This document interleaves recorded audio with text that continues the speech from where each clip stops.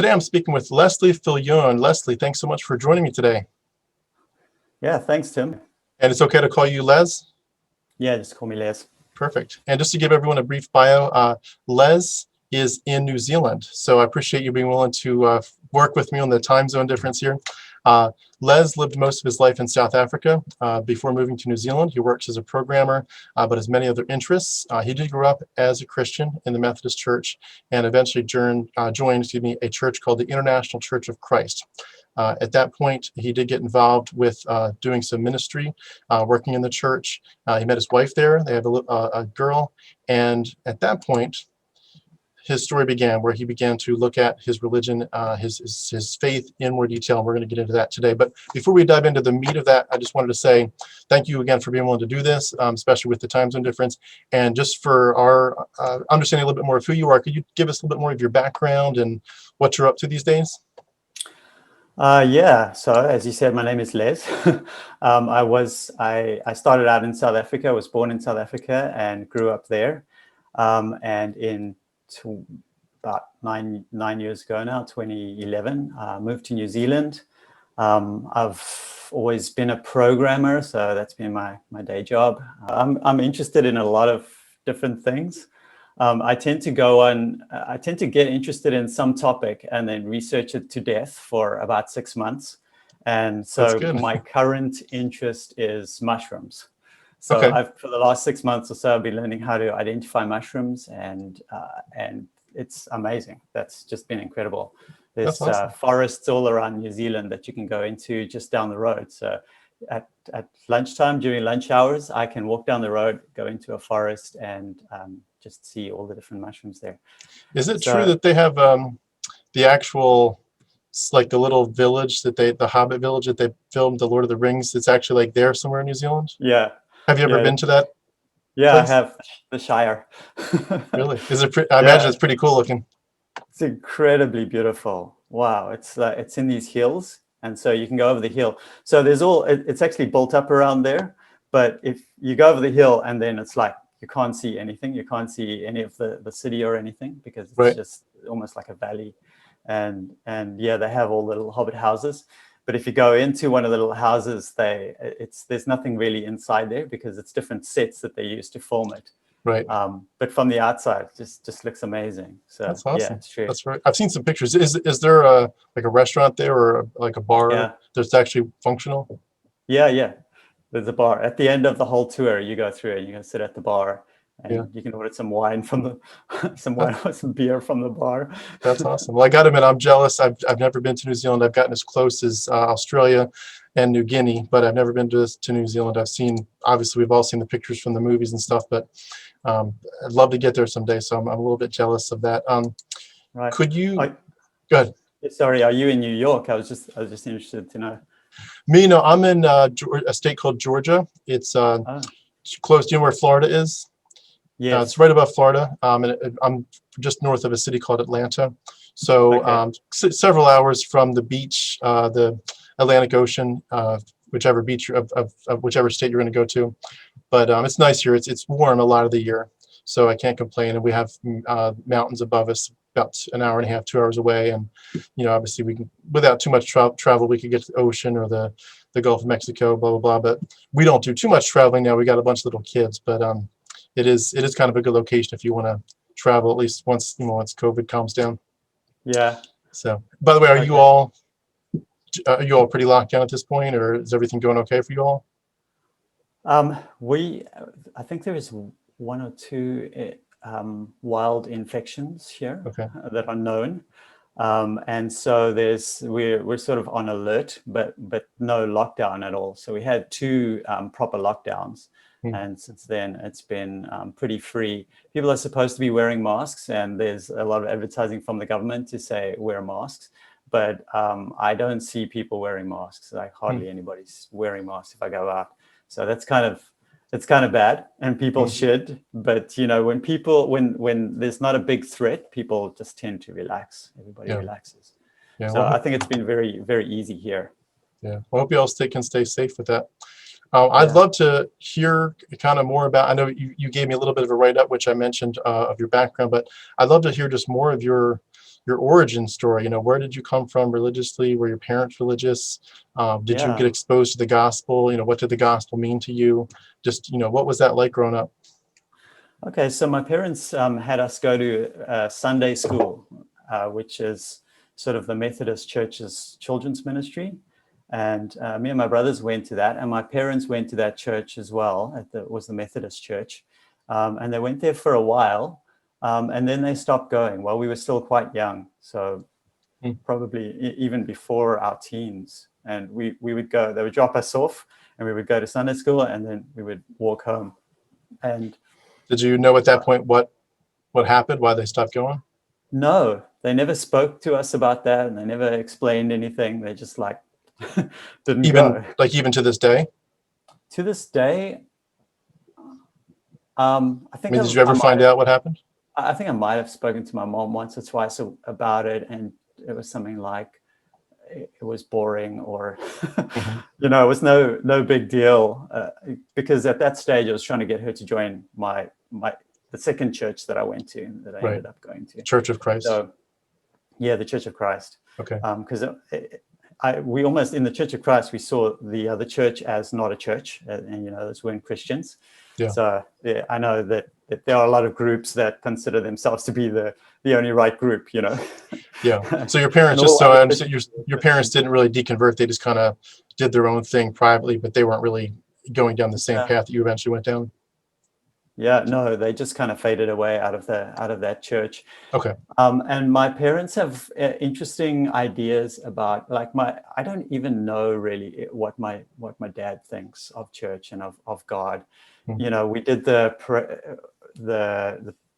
grace. We would pray grace, during at big meals, only big meals. We would we would say grace, and my mom had some real attitudes against Christianity, because she saw a movie called Pollyanna, and there was this hell and brimstone preacher in Pollyanna that was just horrifying. Yeah. And she saw some aspects of that in the religion, and so I think that really colored her understanding of Christianity. But I never really got too deep with her on that, on why she left and all that. That's fascinating. Have you seen that movie? Do you know what's in it? I've seen scenes of it. So I've seen the preacher. Yeah. I've seen the preacher shouting from his pulpit there. So I loved that movie growing up. I didn't watch it that much, but I remember watching it at least once or twice. But I loved how the girl plays what's called the glad game, where it doesn't matter how negative something is, you find something to be glad about.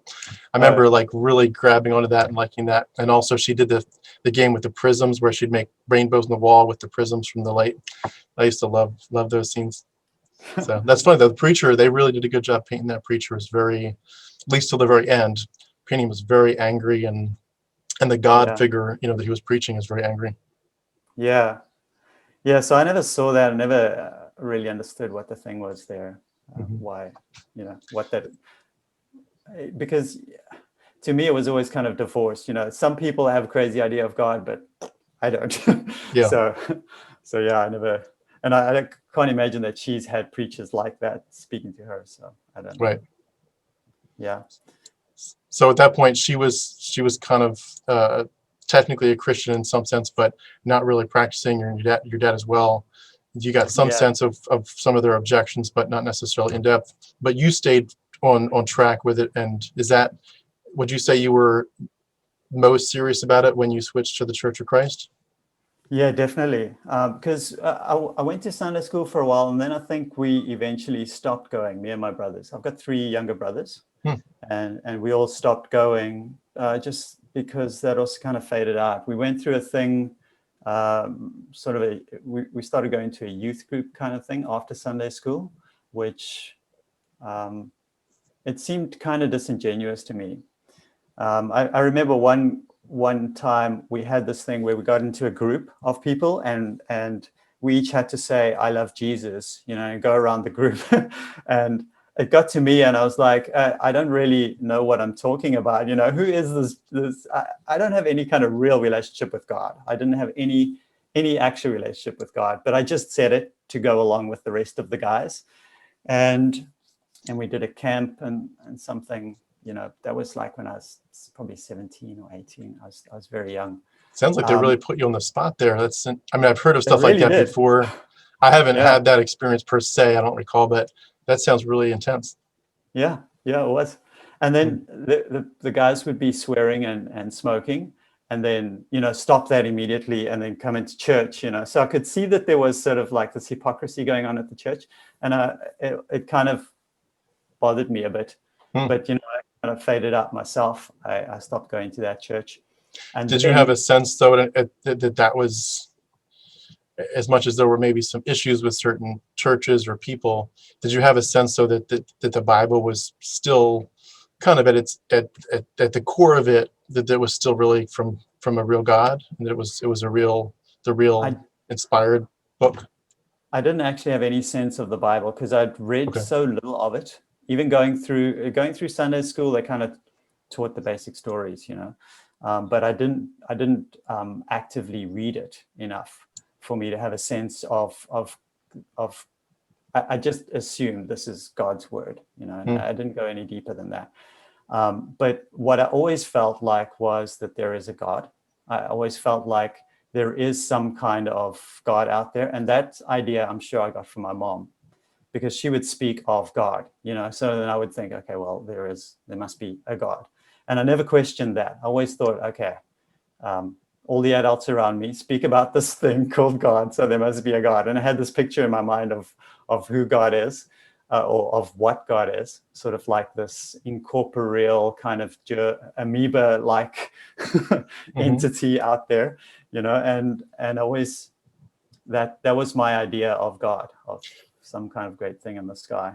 Do you recall if you had any feelings, like positive or negative, about that? What I mean is, like, for some people it's like God is love, God is the shepherd, he's there to listen to you, he's always there to protect you, God and his maybe his guardian angels, that kind of concept comes into it, and it's just it's love, it's concern for you, he's watching over you in a fatherly sense. And for other people, it's more like an invasive, like, God's watching you, beware, especially as you get older, if you're thinking dirty thoughts, God can see inside your head. And it's like, it's more like invasive and kind of threatening. And maybe at some point it's like a weird mixture of like, God is still that loving father that you felt when you were 7 years old. He's like, he really does just love you so much. But now he's starting to get invasive, and it's like this mixture. Did you feel either or both of those growing up that you recall? I never felt like God was invasive. I always felt like this is a super benevolent entity that just wants the best for everyone at all times, I couldn't relate at all to this Pollyanna kind of God that my mom had an idea of. I just took all the good bits of things that she had said and other people had said, and I constructed in my imagination the greatest possible good. And that was my concept of God. So I carried that concept regardless of the Bible. I had that concept with me the whole time, regardless of all the other things that happened and whatever church I went to. And so when I met someone from the Church of Christ, I immediately took all of that idea, that concept of God, and just transferred it to whatever they were saying, because they kind of brought the Bible and made the Bible really real and really practical. They connected the Bible to God for me, basically. And we really went in depth into the Bible, into studying the Bible then. Do you recall, as you were growing up, if there was much talk about heaven or hell? Like, were those places real to you, in terms of there were really people that had died and gone on to be with the Lord, and there were really people who had rejected God and were now, in punishment? Did that construct come into play? Yes, definitely. Well, there wasn't much talk about it, but I definitely believe that those places were real. But I had a very vague idea of what they were like. Gotcha. Was there, and pardon my asking a lot of questions, but I especially since we're in different cultures, it's cool to just understand what's similar and what might be different. I'm just curious, was there much focus on what you might call the gospel and the call to receive Christ, in the sense of, like, some churches are more about what I would call almost like a social gospel, where it's more about, you need to live a good life that honors God, do the right thing, do justice, love mercy, which is important and is biblical, so to speak. But like there's some churches where it's just they hammer home on the gospel, like every sermon or so for sure, and even sometimes some churches every sermon it might be about a different topic, but they'll add it in, and the last 5 minutes, like, by the way, you need to trust Jesus as your Savior. You have a sin issue. You need a replacement for your, substitute for your sinfulness. Jesus is the substitute. He creates atonement. Was that gospel message kind of pushed on you, or do you recall when that kind of came into your mind? Is, oh, I actually need to do something. I need to actually confess my sins, repent, and turn to Christ and the cross. Did that come into your equation early or later? Well, that was a quite a solid difference between the Methodist Church and the Church of Christ. Was that the Methodist Church, it seemed to be very sort of high-minded philosophical stuff and nothing practical at all. So nothing seemed to really touch my life at all. You would go and have, it was almost like a show. You'd be divorced from what was being said, and you would listen to basically the preacher would just waffle. He would talk about all these amazing kind of insights. I remember going back there after joining the Church of Christ just to go and have a comparison. And because basically we were challenged to go and look at other churches. So I went back there and I took notes, and there was nothing practical that I could write down to actually do that would change my life. And that was a major difference. Going to the Church of Christ, things were basically prescribed. It was basically, take this, look here in the Gospels, this Jesus is doing this. We need to go now and do this, And it would even go beyond that, because one of the great insights of the guy who founded the church, the International Church of Christ, was that where the Bible, they had this sort of doctrine in the mainline Church of Christ, which is where the Bible is silent, we are silent. And he changed that to where the Bible is silent, we can speak. And so basically he came up with, go and do this, go and do that. We're godly people. We say, go and evangelize, go and speak to these people about this, or whatever, whatever thing that they would come up with that would advance the kingdom. It was a much more kind of forceful doctrine of doing practical things.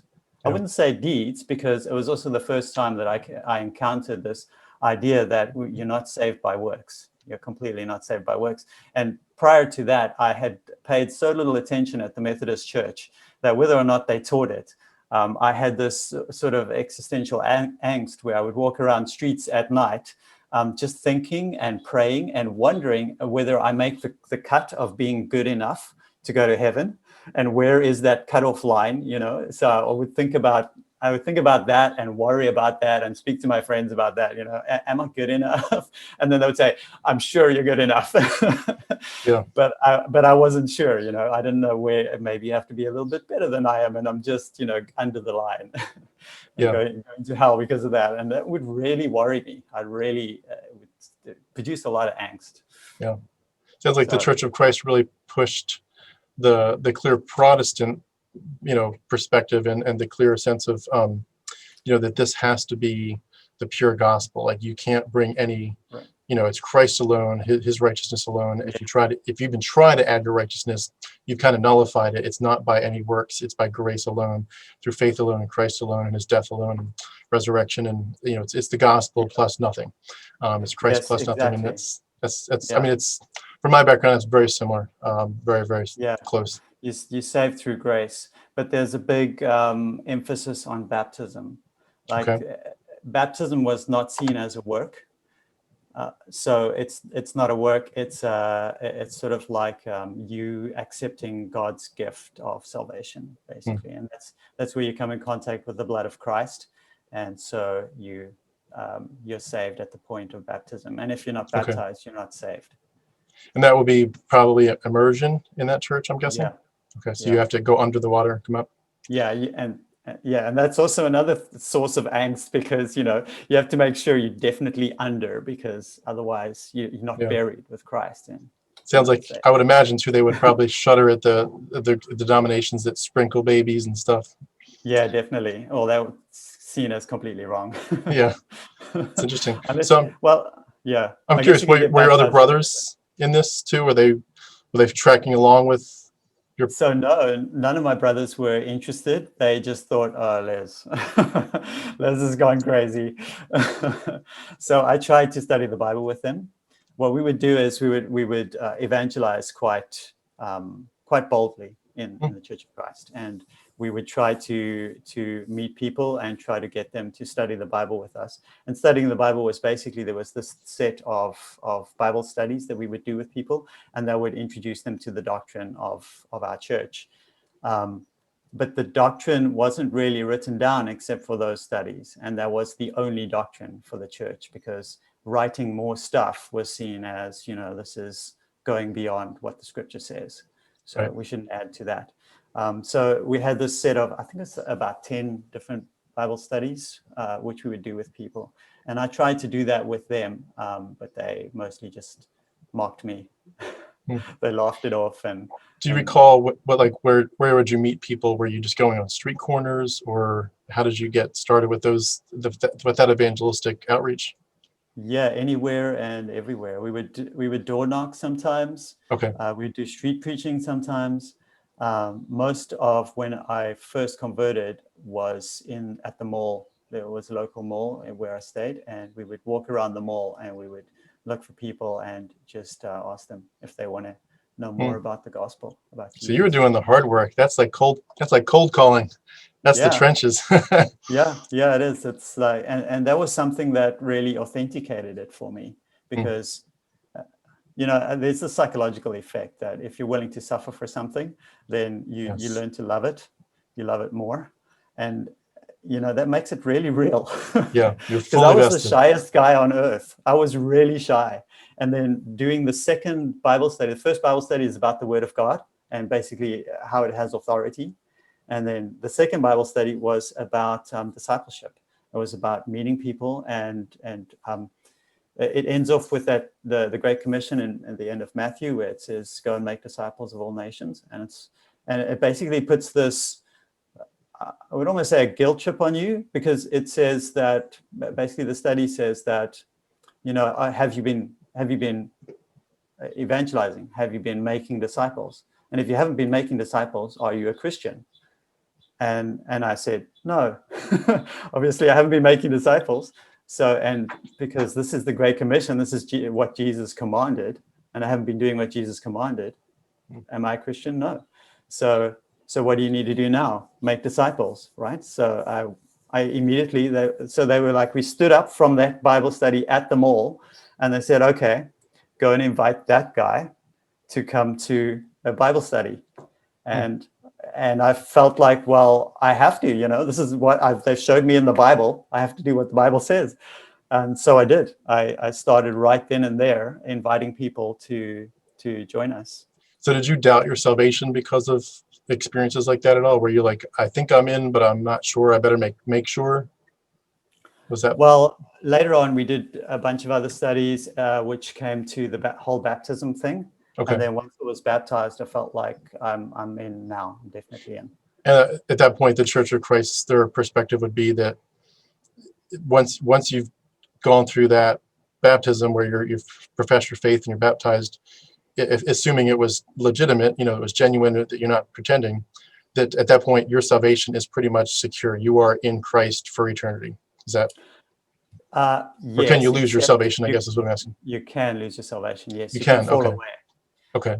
Well, it just seemed to be quite clear that there are scriptures about falling away. Right. And so, yes, there's definitely a concept of falling away and even being put out of the church.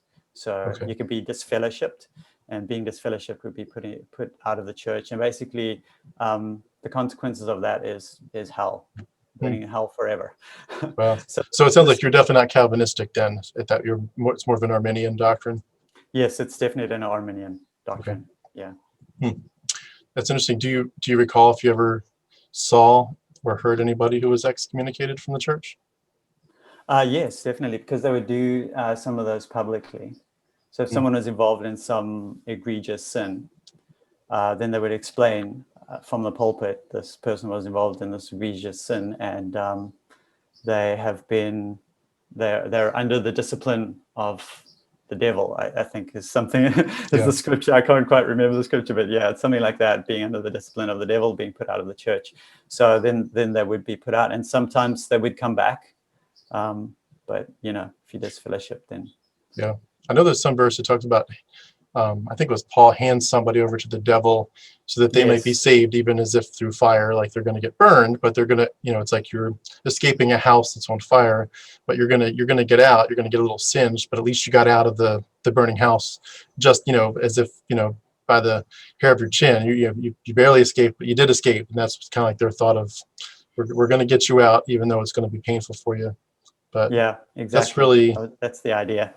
I know at this point, obviously you see it differently than, and I would too, but it's, boy, that's painful to think about the people that have gone through those things, just thinking that that's real, and this whole congregation, you know, collectively judging them over, you know, what we now know as mythology. It's, it just, my heart breaks for it. Anyway, that's, I digress. Yeah, I know this idea of people having, I mean, this gives you the authority of God in other people's lives, basically. Yeah. You know, you are, in a sense, the leaders of the church become God, because they have the ability to send you to heaven or hell. And that's the kind of intensity that it takes on, you know.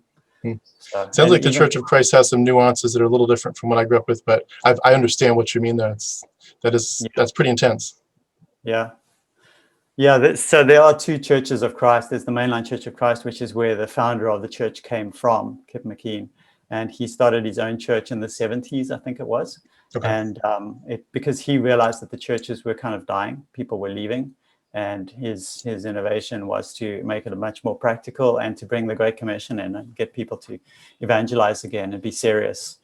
I think that the old mainline Church of Christ just wasn't serious enough for him, and he brought this kind of fire. A couple to the church. Quick questions, just for my understanding of the Church of Christ and of your background. Was it very legalistic? Like, was there a lot of little rules you had to obey that weren't necessarily biblical, but just like people said, if you're a Christian in our culture and you're really serious about Christ, you'll do this, even though it's not in the Bible. This is just how you live for Christ. Was it very legalistic, or was there a spirit of grace, like, hey, well, whatever God's leading you to, that's fine, but just as long, you have to be walking with the Spirit in order to have that freedom to do what you want to do, because knowing the Spirit will be guiding your impulses. Yeah, do you recall where you were on that spectrum? Yeah, it was incredibly legalistic, because obviously we had this, in saying that it was very practical, the studies were very practical. And the studies, they tell you that you need to be evangelizing. So that's the first thing in the discipleship study. And the consequence of the word study is that you need to be reading and praying every day. So you need to be having quiet times every day. Then there's the kingdom study, which is the third one, which is like, you need to be coming to church, you know, so all of these things that you need to be doing. So yeah, I was incredibly legalistic, and you're just not a true Christian unless you're doing these things. So that was the idea.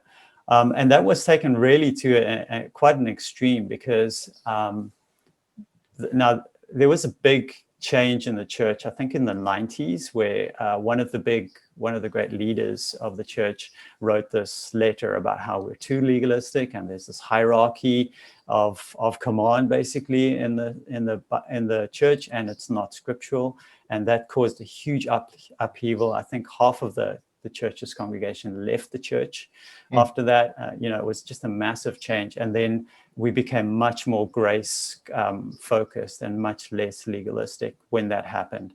So we went from a very high control group, very legalistic, to being a little bit less high control and a lot less legalistic. In the old days, before that change, we basically had weekly meetings where we would have to we'd call it stats, where you'd have to give an idea of how many people you're studying the Bible with, how many people you had met in that week, and where they were in the studies, like should we be praying for them, and like how, can we help, and who's going to come into those studies to kind of help push them forward, and that kind of thing. So it was you had to check in and report. Yeah, exactly. We had to report what was going on. That's so it was amazing. very tightly very tightly controlled and very serious. Well, can I ask, I know that I'm kind of bringing a little bit of a sarcasm to it in the sense of like, it sounds like there could be some negative things, but we all know that there are people that still in those contexts, they feel like it's all real. Obviously, they think it's real. There's a real God and they're really talking to him. They're really saved. They really feel like this is the best way to live. And there's people that thrive in that. And I could tell you a little bit of a story, sometime of something like that in my life where it was very legalistic, but I found a way to thrive because I felt like it was still bringing me close to God in some sense. Did you feel like you were happy in it, or did you feel like it was like, was it oppressive? What was your overall sense about it all? I felt like it was extremely good for me. Okay. because I just didn't know what to do with my life.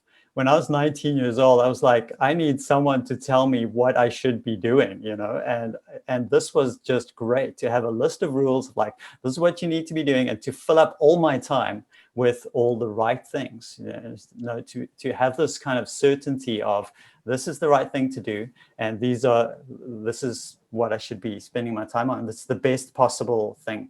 I could basically maximize my life by doing this, by being completely committed and completely sold out to God. And so this was great. And even after that letter came out and we changed from being so legalistic, I still for years felt like we threw too much away. We should have kept a lot of the practices that we had. We had a thing called discipling, which is basically a mentorship. So as soon as you become a disciple, you are assigned a discipler who would mentor you. And they would be checking up on you and making sure you're okay. And basically, it's carte blanche. Everything that they can do to make your life better, they will try to do. And so this included a lot of teaching from the Bible. And it was always a kind of an older Christian who had more experience, who could just teach you, answer questions, help you to do the right thing at all times. So, and I was a discipler too, so I had other people who were under me, and there was quite a hierarchical structure around this. We had cell groups, which were kind of, we called them Bible talks. They were like cell groups.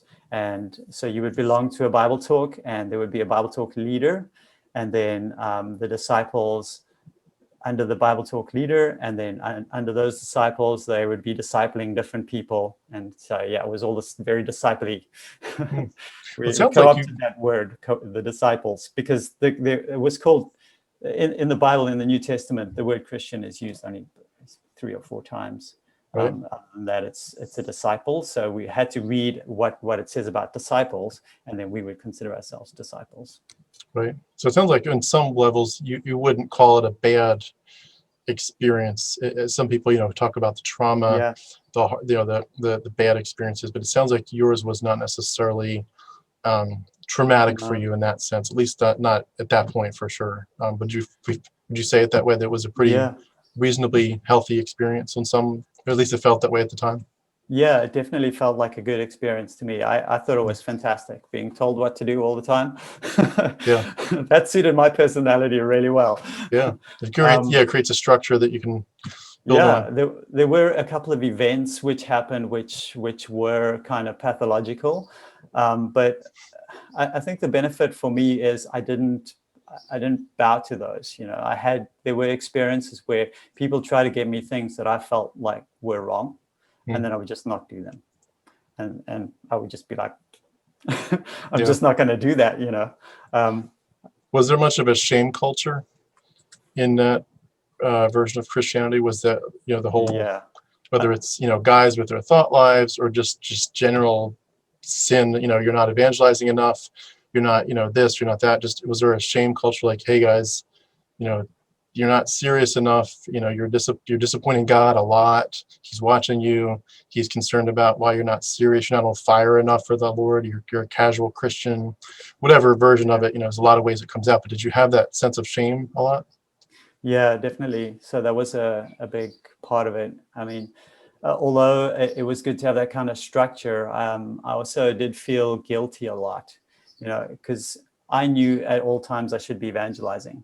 So if I'm out and about and I see someone, I would immediately feel like I need to speak to that person. I need to tell them about the gospel, because, and this was drilled into us that if they don't know about the gospel, they could be going to hell.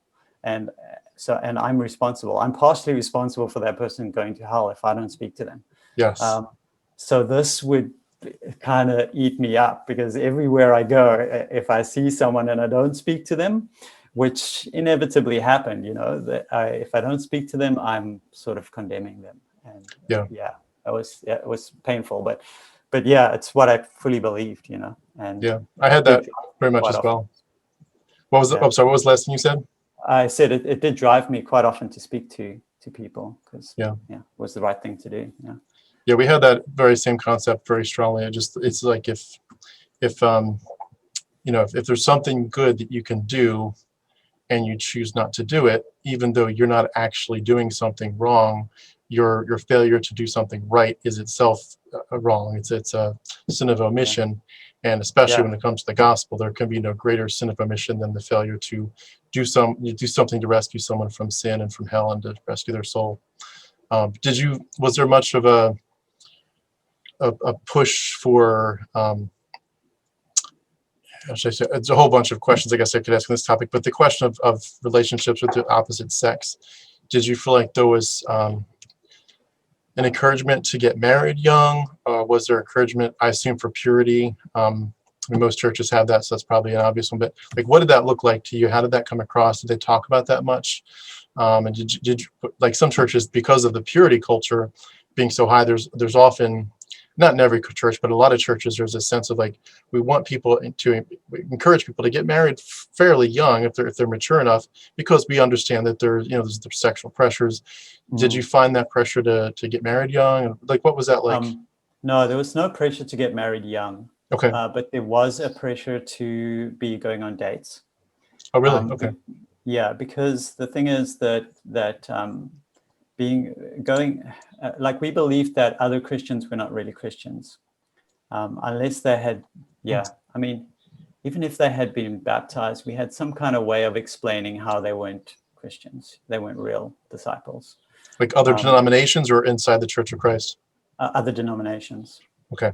So our denomination was the only right one. That's what we believed. And then when that letter came out and we changed to being much more grace focused, we kind of changed that teaching, as in like it is possible that other churches could be teaching, other people could possibly be going to heaven. We just don't know.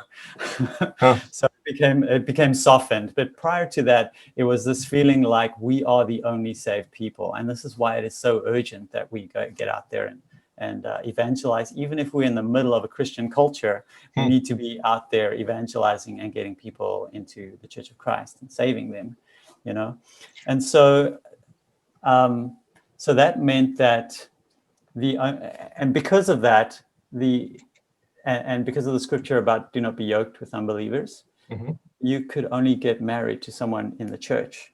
And you could only date someone in the church, because if you're dating someone, it's basically trial run for marriage, right? So you can't be dating someone outside of the church.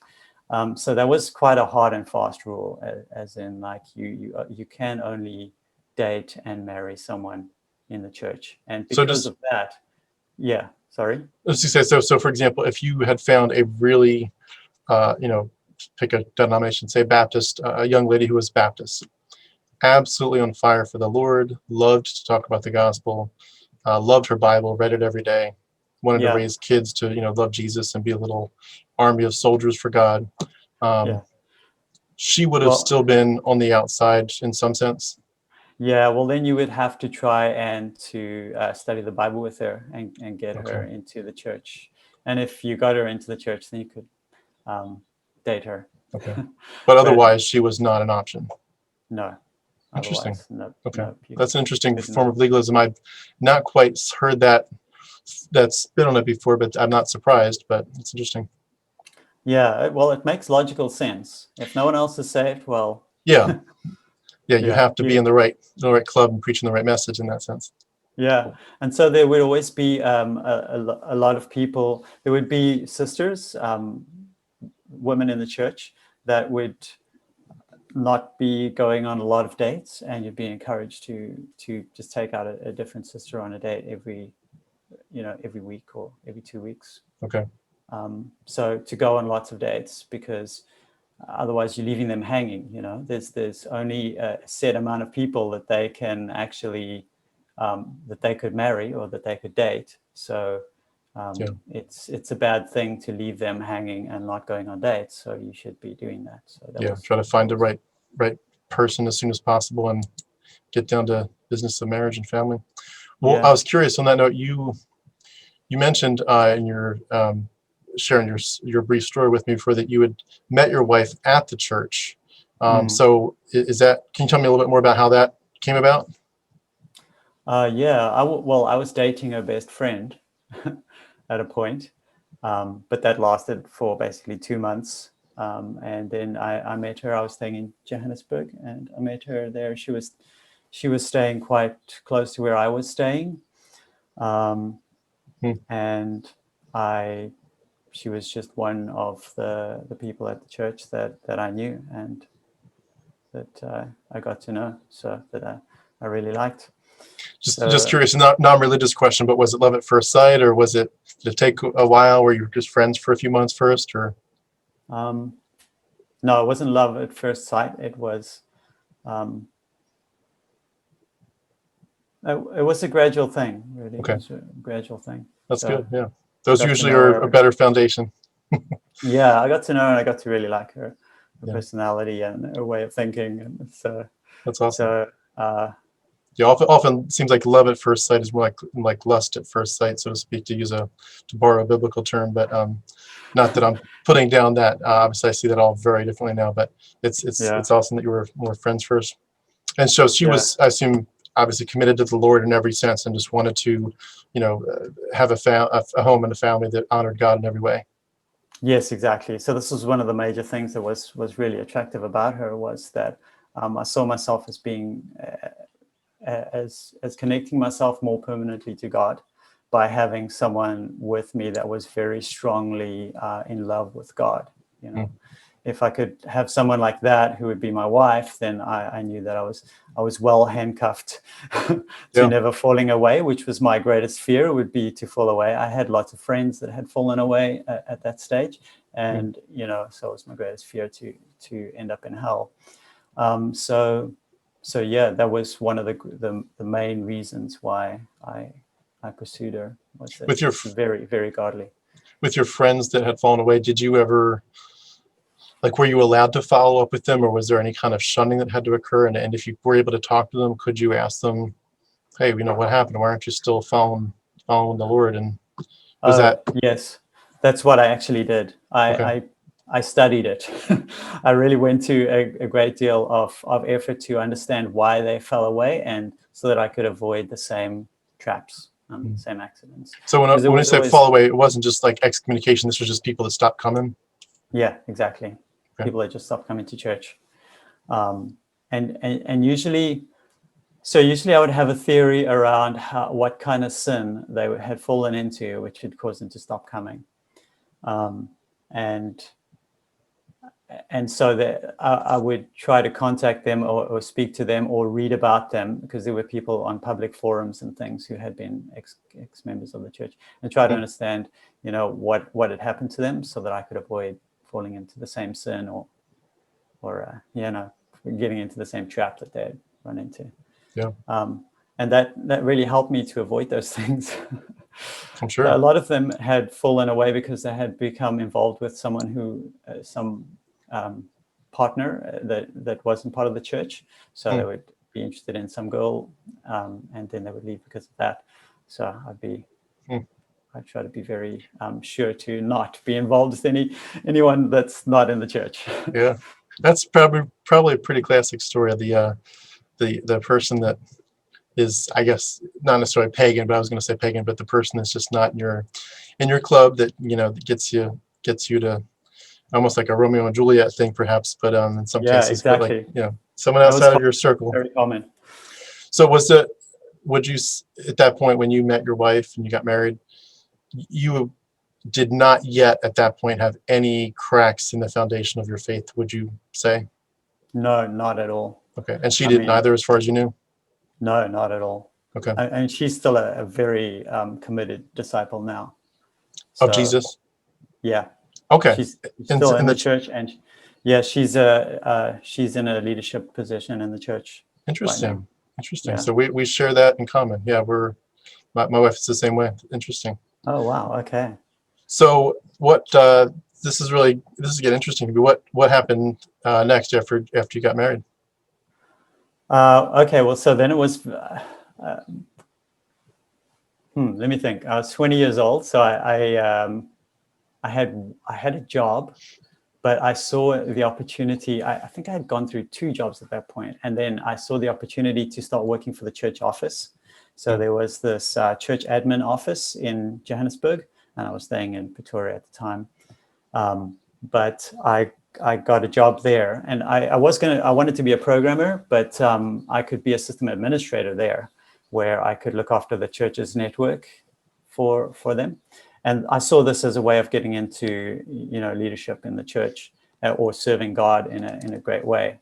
So I worked for the church office for 7 years, just looking after the network and building it and helping with support. Anybody had any kind of problem with the computers, I would build up the computers and run the backup systems and all of that stuff for the church. You were the IT guy. Yeah. I was the IT guy for the admin office, and it was in a financial administration office that kind of oversaw the whole of Africa. Was in South Africa then, so it was quite big. It was like maybe 40 people, 30 people working in the office. So this is like, it sounds almost, I mean, just knowing that I know that your story changes here, it almost sounds like a calm before the storm scenario. Like everything's going pretty well for you at this point. You realized that casual Christianity or cultural Christianity of your childhood denomination was not really doing it the right way, was not on fire for the Lord, and didn't have the right doctrine. You found the right doctrine. You found the right church. You were thriving in a certain sense. You felt healthy.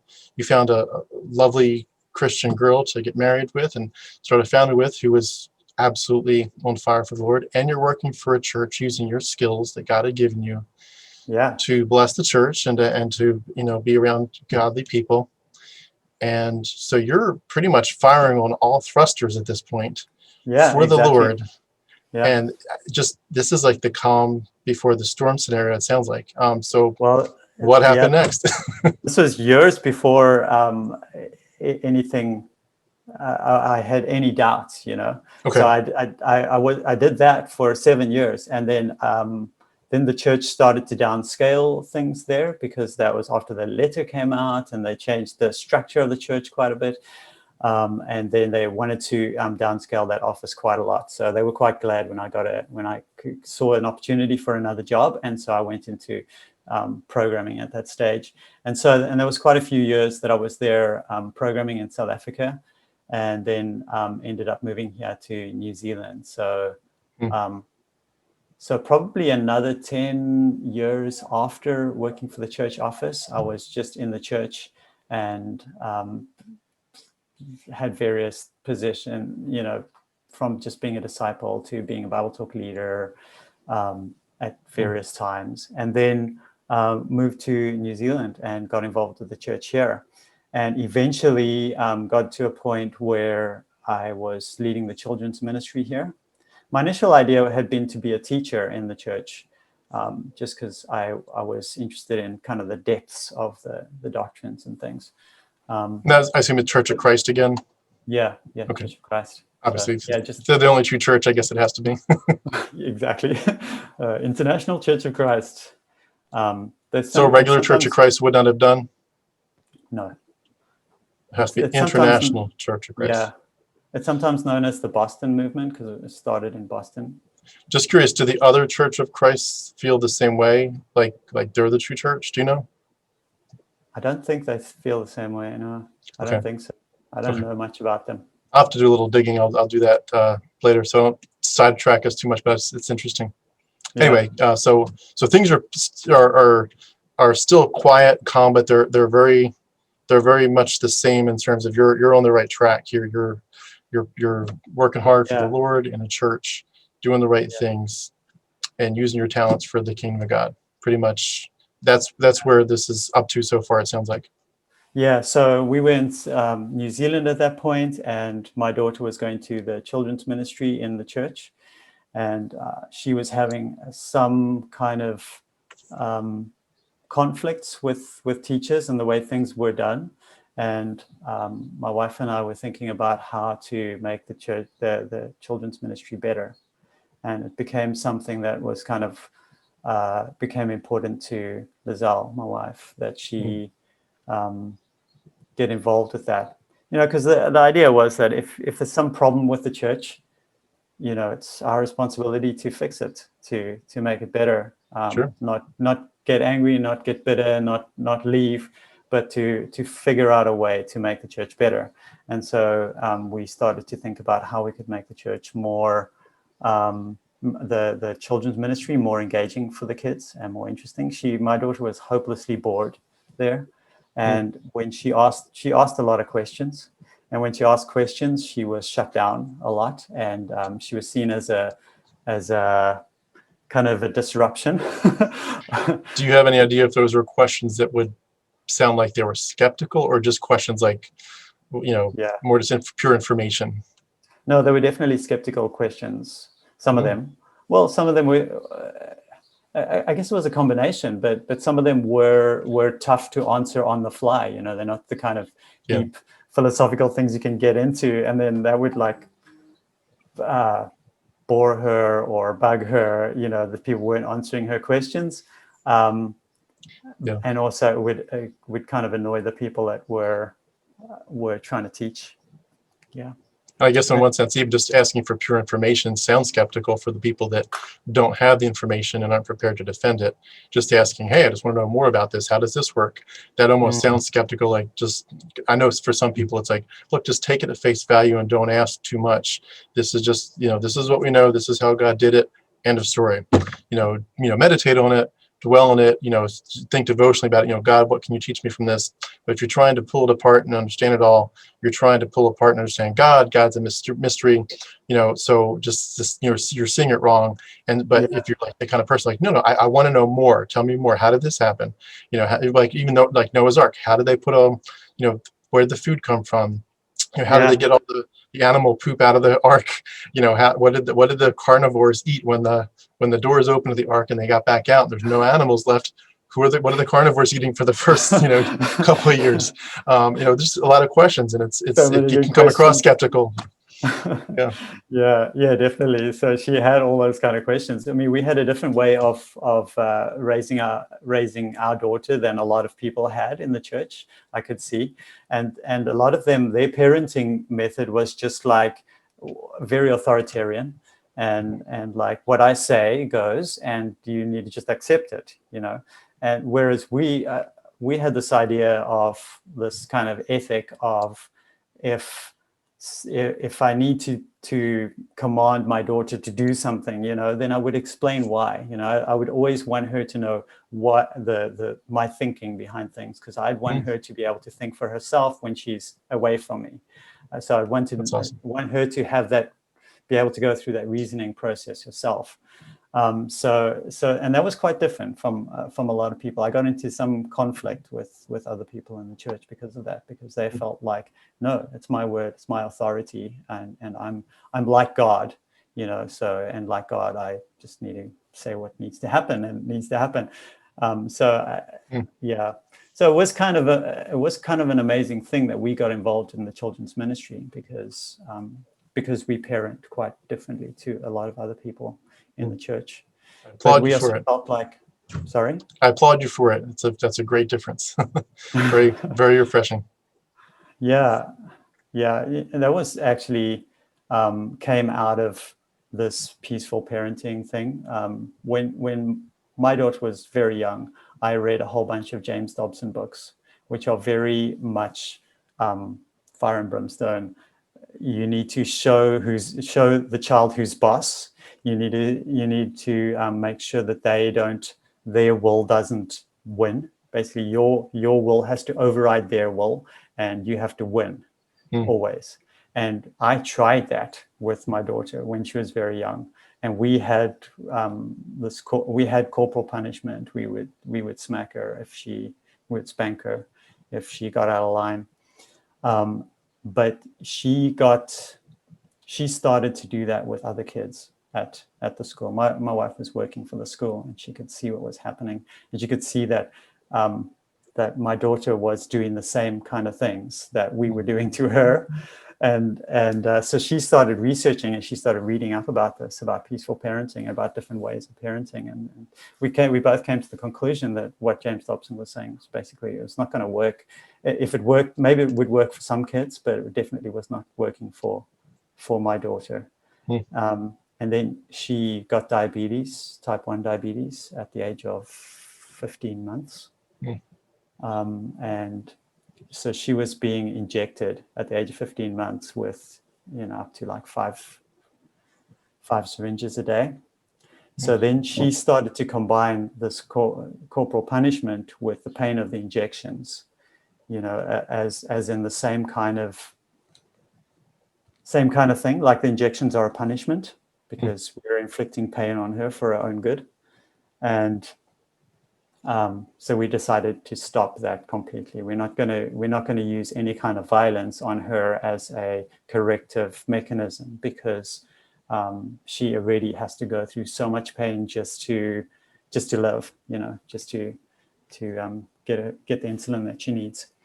And because we could see her doing the same kind of violence to other kids. And when we changed that, she stopped that. She stopped hitting other kids and hurting them. And that was kind of validation for me that was wrong. That was completely wrong doctrine. And that was kind of maybe the first crack in the whole Christian experience, was for me to see, wait a minute, this is a teaching that seems very much straight from the Bible, that, spare the rod and spoil the child. And here it just seems that it doesn't work for my child. It works badly. It causes her to be violent to other kids, and that's obviously wrong.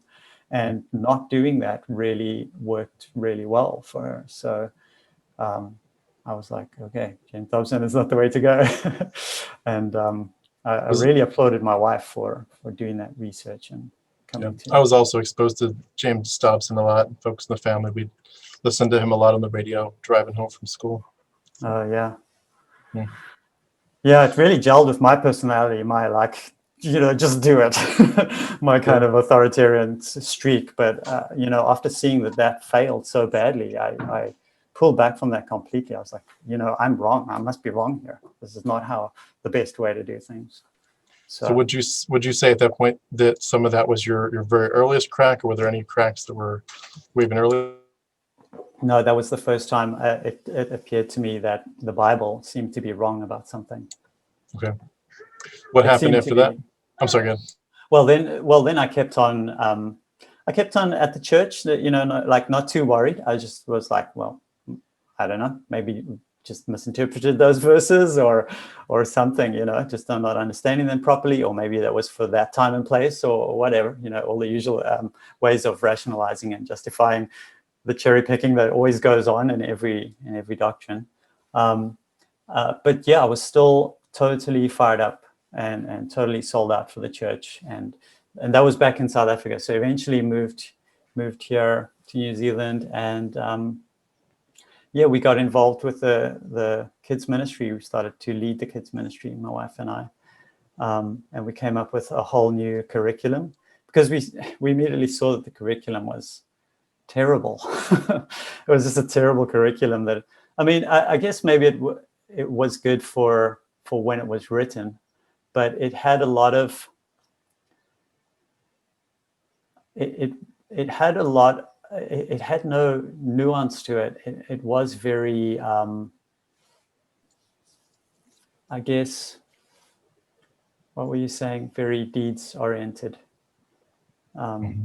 And we wanted to kind of build a relationship with God, with the kids, for them to get to know God's character, and not just these are the right things to do, those are the wrong things to do. Not just a list of do's and don'ts. Yeah, it just seemed to have no depth to it. So that's and we wanted to change this culture of the teachers having a real authoritarian streak and like become much more people that they could have true good relationships with. You know, 'cause we felt like this is by far the best way for kids to learn about God.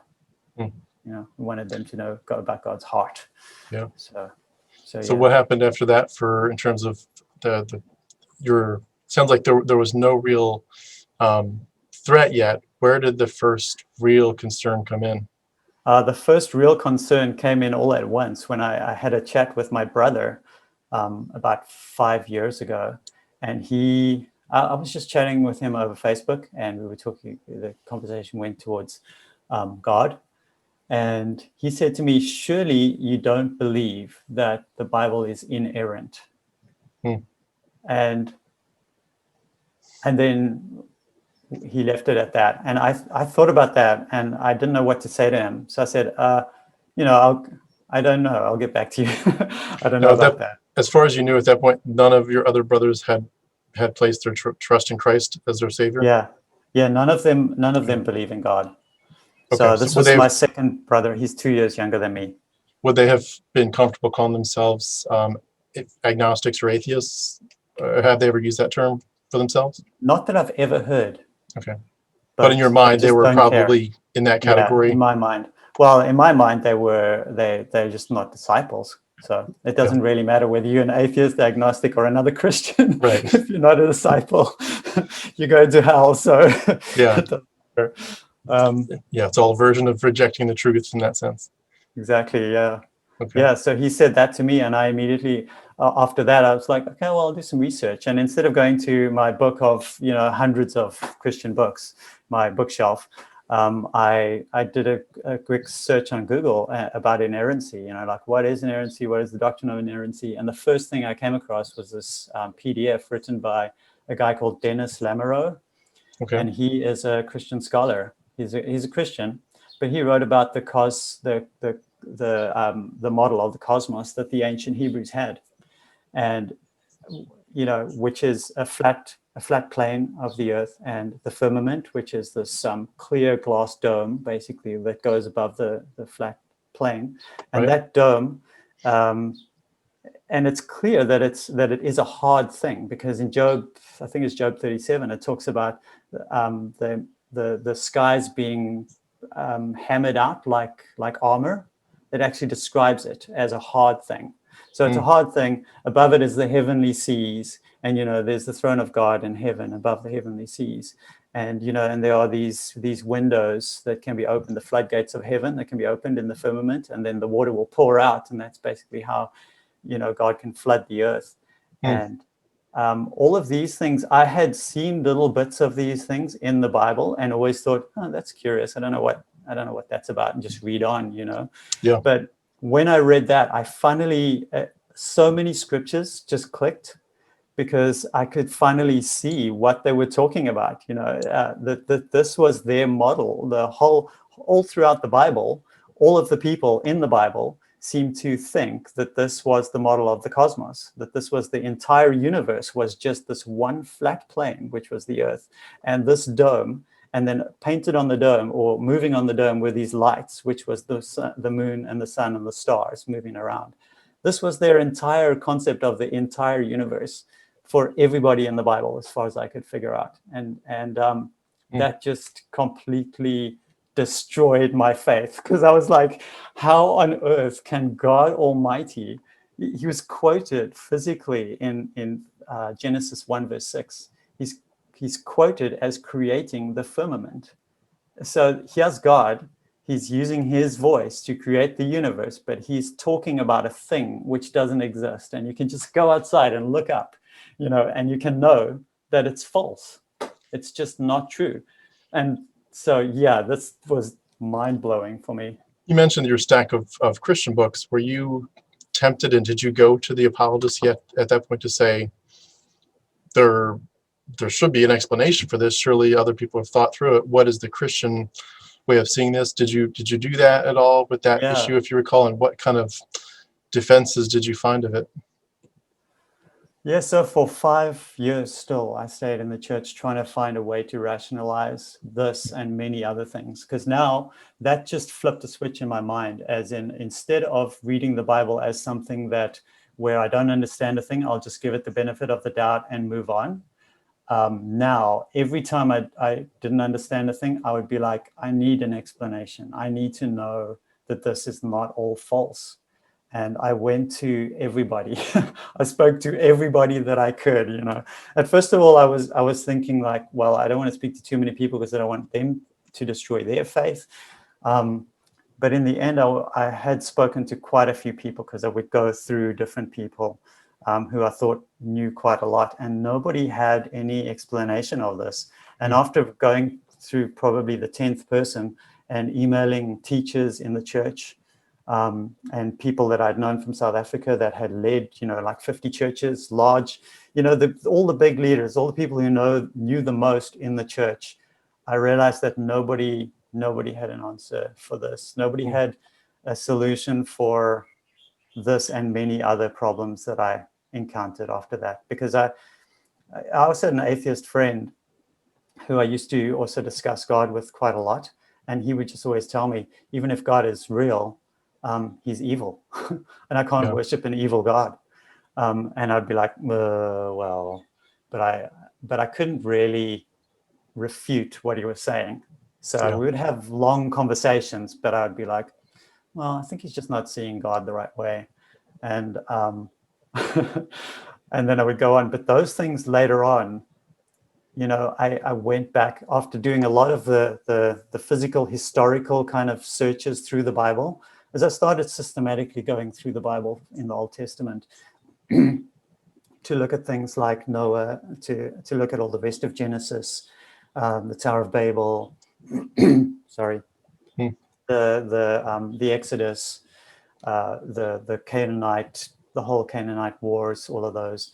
All of these things, I started to do really heavy research. I started to listen to the top tier apologists on YouTube, which is William Lane Craig and Randall Rouser and a bunch of others, and watch their debates. I would watch all their debates with other people, because I'd be like, well, these are the best of the best. These are the guys who know everything about the Bible. This is awesome. I love this.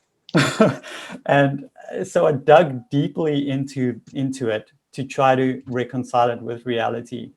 And in the end, I just could not do it. I knew probably within the first year that I was going to have to leave at some point, because it's just not true. And I just I have to ultimately, I have to live according to the truth, And then it kind of, after a while, started to dawn on me also that, hey, I'm teaching children these things because I'm in the children's ministry. And these children, the reason why we are teaching them at this age these things is because they have no defenses. They have no critical thinking skills. They have no way to figure out what's true from what's false, what's real and what's not. And I was here involved in forcing these kids into something that they might never escape from. And that started to really eat at me. And it still does, because, my wife is still heavily involved in doing that. She's still part of the kids' ministry. I've got to just say, I'm over here, I'm listening, trying to think, of course, as any interviewer would be, about what other questions should be naturally arising. But part of me is just like, I just want to cheer.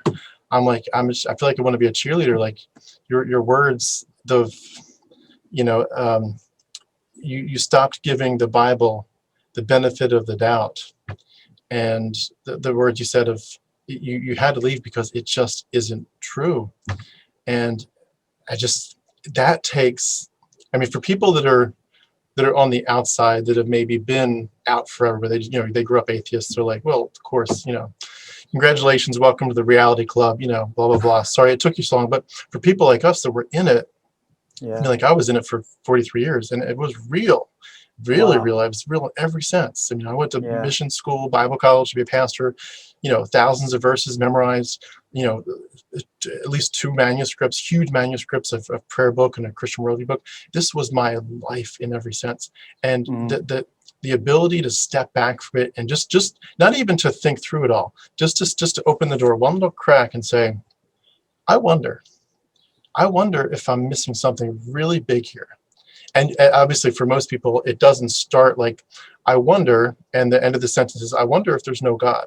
It's just, I just wonder if there's more to this story that I've ever been told. And for me at least, you have no intention of this. This isn't leading to deconversion. This is not leading to atheism, not in a million years. This is just leading to, hopefully, my being a better student of the Bible, but just opening it a crack to say, maybe it's time, like you said, to step away from the apologist, to step away from the Christian explanation of this, and see what some other people, historians, real historians, not William Lane Craig, not these other guys, real historians, what they're saying about some of these things, real scientists, just real skeptics. What are the issues? And it's like you said, it may have started with one issue like the firmament, which that's a big one, that's a huge one. That in a sense should be enough to start the ball rolling, even though I know for myself it wasn't. A lot of things it should have been weren't enough. But once you start, you open the door a little bit and you start to say, I really need to understand more. I need to understand the meta story, not the story of the Bible, but the meta story behind it all. And not even the story, like, what does firmament really mean, but even just the meta, the hidden background, like, who's writing this story? When was it written? Was it rewritten at all? Was it redacted, edited? Who's translating it? Who had access between when it was kind of like first compiled and the version I've got? Like, who had the authority to mess with it at all? And you start to get into all this stuff, and you're like, it blows your mind. And for people that are still stuck in it, they can't get it. They don't see, and they see you. I'm assuming this is kind of my next question: is how are you perceived as you went through this? Where people were like, you were doing the devil's work, or what was their response? Well, no, it was quite a good response. I had a lot of meetings with different people and with the church leaders even, and I wasn't sort of chastised for anything that I was doing. I was basically really taken very seriously, but they just didn't have answers. They would say, okay, we don't really know how to answer that, but check out these books. And then I would go and read those books. I read Is God a Moral Monster? And I read this other book by Gordon G. Fee. I think those were recommended. But they didn't solve any. I mean, how much apology can you make for slavery? It was just like a book full of excuses, and I didn't want excuses. I wanted some kind of solution to how God can be doing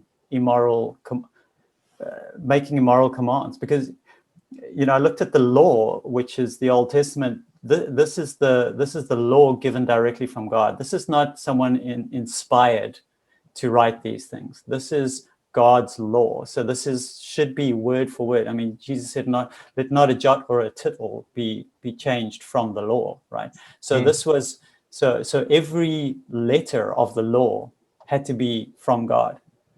And when I looked at those, it was immoral. These were immoral commands coming from God. I'm sure there's sort of like 20 different death penalties in the Old Testament for things as trivial as picking up sticks on the Sabbath to whatever. Well, that's just so many things you can die for. That's exactly the trigger that got me to open. That was my crack in the door. I know other people, it's more scientific things, or hey, the Noah story doesn't make much sense, or hey, it's a copy of the Epic of Gilgamesh, or blah blah blah. But for me, it was the genocide. That was the crack. What it started from actually was, it's funny. It's a song. Did you ever hear the song "Joshua Fought the Battle of Jericho"? I used to sing that with the kids often. Yeah, and I've got a brother that literally, a little brother. He's taller than me, my big little brother. But they didn't know what they were going to name him, and they had like a couple of names that they were narrowing it down to, and finally my dad, as he was on the way to the hospital before my brother Josh's birth, he heard that song come on the Christian radio. Oh, Joshua, the Battle of Jericho. And he just was like, it was a message from God, call this little boy Joshua. So my little brother is actually called for this, named for this song, but we would sing it with our kids. And I'm thinking, even though the song doesn't fill out the rest of the story, that obviously you'd eventually hope that your kids would read the Bible and get the rest of the story. And when they get it, they're going to get the genocide. They're going to get the land theft, the slavery, the misogyny, the kidnapping, the genital mutilation, the endless issues. And then it just, once that door opened, it's my daughter. Oh, no worries. Once that door opened, that was the beginning of the end for me. And do you know the actor Ricky Gervais? Yes. I remember listening one time to him. He was being interviewed about something, and they weren't talking about deconversion too much. It was not an atheistic program, but somebody just asked him in some interview, what do you think about the Bible? And he said, well, obviously it's a man-made book, and it's not divine. And like as soon as he said that, I was like, shoot, I think I actually agree with that. Yeah. Anyway, I don't want to get too off track. So what happens next with you once you start going through down that path? Your pastors are encouraging you, but it's more just to read more, giving you books. Did you at any point let them in as to how serious your doubts were? Like how did that interplay go? Yeah, I did. Different people at different times. My best friends at the time, I let them know that it was pretty serious. But there's nothing that they could really do about that. They would, could pray for me, and to all outward appearance, I was still pretty. I really knew how to speak the lingo. After 18 years of this, and then ultimately 23 years. So I was well practiced in being Christian-y, being able to pray and do a message or speak to the kids or whatever, or sing, or be part of communion and be very reverent. I still have that mode now. I can go back into a communion message and do all the right things and say all the right things. And so I was there every week in the Bible talk, giving great answers about the Bible. Can I ask, when you say you were still in it, were you still though believing in some sense that it was real? I was, yes, but I had this other half of my brain, which every time I heard a message or every time I read the Bible would be like, is that really true? Is that really true? Is that really true? And I would hear these sermons and I'd be like, that is ridiculously wrong. The last two sermons that I heard that I went to there was one on Noah's Ark and there was one on the Tower of Babel. And the one on Noah's Ark was they were done by younger Christians, so they weren't the greatest sermons of all time. But I remember sitting there thinking, I'm a grown man, I'm an adult, and I'm listening to this thing that I know is absolutely false. There is no way that all of the species on Earth ended up on a boat, 6,000 years ago, and they survived. There's no way there was a mass extinction event 6,000 years ago. Yeah. And by then I'd looked at the genetics, and knowing that, some of us are descended from Neanderthals and some of us aren't.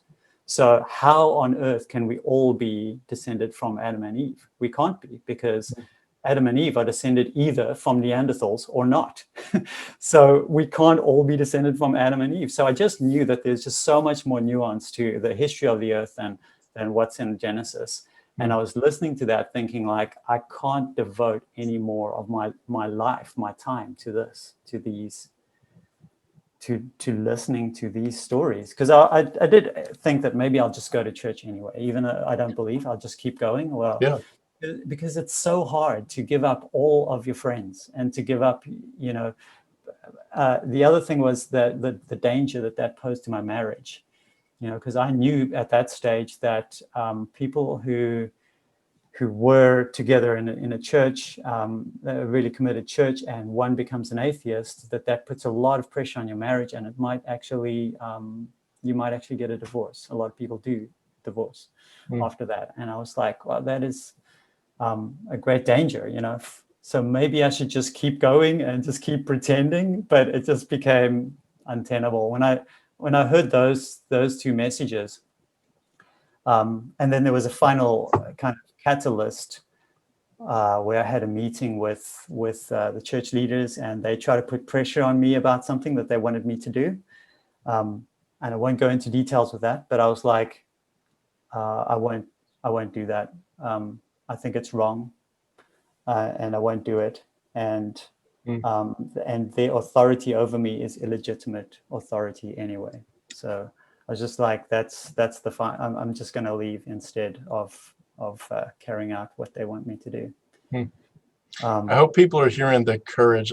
People that for whom, either they're just whatever, their journey was easier or they were always atheists. I hope people realize the bravery it takes to do this. I understand some of it because of my journey is very similar, but keeping the focus on your story, this takes bravery beyond bravery. And especially I would say for the believing spouse, like people like you and people like myself, we understand what's at stake. We understand what can be broken and lost and hurt over this stuff.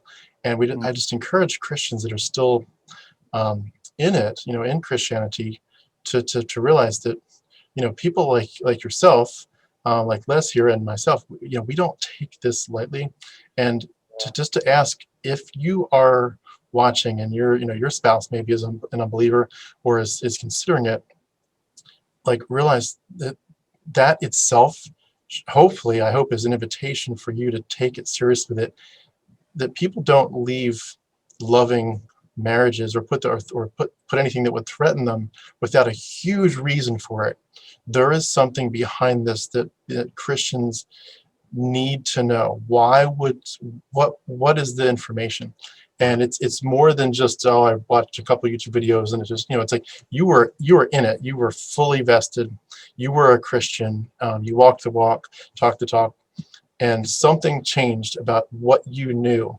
And that just, I commend you. I commend you for the bravery it takes. And I'm sure there's some of that. I know you're kind of telling the story quickly for the sake of our time frame, but I'm sure there was some very dark nights, thinking through where does this go? And I'm sleepless nights, and I'm sorry for the pain you went through, but I appreciate that you stayed true to yourself and true to what, was reality. Yeah. Thanks. I still had kind of the shadow of hell at the end as well there, because I had come to believe kind of intellectually that there is no place like hell. Come on. Mm-hmm. But also this is a fear, like a deeply ingrained fear that I had for like 40 years at that stage, So it was hard for me to get over that. And even a while after leaving, one day I finally just realized there really is no hell, and this felt like this massive burden off of my chest, that it's just a ridiculous story that people made up. It's not even in the Old Testament. Yeah. It's something So that people finally invented.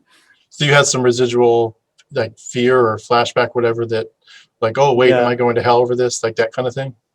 Well, by the time I left, I was fully convinced intellectually that there was no hell, because I would never risk my daughter going to hell if I wasn't. Yeah. That I would, unless I was 99.9999999% sure that there is no hell, I would never risk my daughter's salvation. Yes. So I was sure as I could be that there was no hell by the time I left. But still, I mean, there's just still this kind of emotional fear the whole time that kind of stuck with me for a while after that, before I was kind of like rationally able to overcome the emotional side of it. So with the actual deconversion, was there like a day that you recall, like admitting it? She's like, whoa, like it's almost like like an altar call in some churches, like, hey, well, you commit your life to Christ and you come up and say, yes, I'm doing it right now. This is my day. This is my hour. Christ, my life is yours. Was there like a reverse where like, for me, it was literally an hour, I was in the seat for an hour. I know it probably was shorter than that intellectually, but there was an hour that I recall about 14 months or so ago, where it just like, I was like, it just all flooded in. I was like, shoot, this isn't real. But what was it? We're like that. Like some people tell me, no, those was much more gradual. What was how quickly did you go from the serious doubts to I know this is mythology?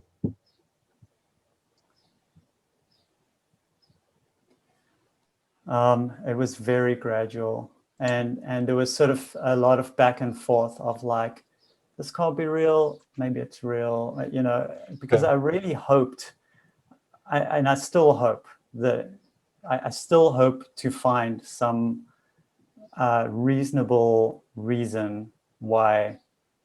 Well, I say I still hope, but I at the same time I see the kind of the bad things that God did, and I know that if it was true, then God did this massive genocide of the entire population of the earth a few thousand years ago, or who knows when in the ancient past, you know. Yeah. And so that's a bad God. And so if I was to hope for that, I'd be hoping for some kind of evil God, as far as I understand it. But I still I hope to know the truth. You know, that's what I want to know. I want to know the truth. If it's true, I want to know it. Whether or not I worship God in the end, I want to know it. So exactly. So for those 5 years, I was thinking, this can't be true. But maybe I'll see something. Maybe I'll find something. Maybe I'll read a book. Maybe I'll find the right apologist who will give the right argument. You know, listen. I've got William Lane Craig's books. I've read them. They're very complex. Some of them. Some of his arguments are kind of complex, but I've listened to them, and I know that they're not good arguments. You know, they're all arguments from ignorance. Yeah. I'm curious, a couple of questions just to about your journey. Some people have said that really that deconverting from Christianity does not imply atheism. It just implies that Yahweh isn't the real God. So were you tempted or inviting yourself at all to say, you know what, maybe it's Buddhism, maybe it's Taoism, maybe it's something else? You know, was there any other religions that kind of got on your radar, or were you more just like, I'm out? Like for me, it was like Christianity is probably the best of the best, the best. So if this isn't it, nothing's it. Were you looking at it a little differently? Well, towards the end there, even while I was still in the church, I started to look at other religions, and I looked at Buddhism in a reasonably deep sense. I don't know, maybe it's pop Buddhism, because there are many different Buddhisms, and to get the original scriptures that Buddhism is based on, you need a whole library. I mean, you can't even print that out. It's like 40 I don't know, like 40 books or something. It's massively huge. So then you basically have to read other books written around those teachings of the Buddha. So I looked at Eckhart Tolle or Eckhart Tolle. I don't know if you know that guy. He's got an amazing story of deep depression and how Buddhism kind of helped him out. It's a very Buddhist kind of teaching that he has, and I listened to a lot of his things, and a lot of them kind of gelled with me. But I came to the conclusion that a system like that can lead to something like the caste system in India it must ultimately be, at least the reincarnation part of Buddhism must not be right, because it's producing a great deal of evil on the earth. So I felt like that can't really. I'll take the good parts of Buddhism. I think that they've learned a lot through the deep introspection and all of the meditation and stuff, and I still do meditate. So I'll take the good things and leave the bad things, just like Christianity. You know, I just felt like there are good things in there. There are there's forgiveness, and there's a lot of good things that you can glean from the New Testament. Take those good things, you know, implement them in your life, and take the good things from all the other religions too. But I just don't see any reason to believe that any of the God claims that I see in the religions I've looked at are good enough. The evidence is just not good enough for me to accept that this is an actual real God. You know, there might be an actual real God.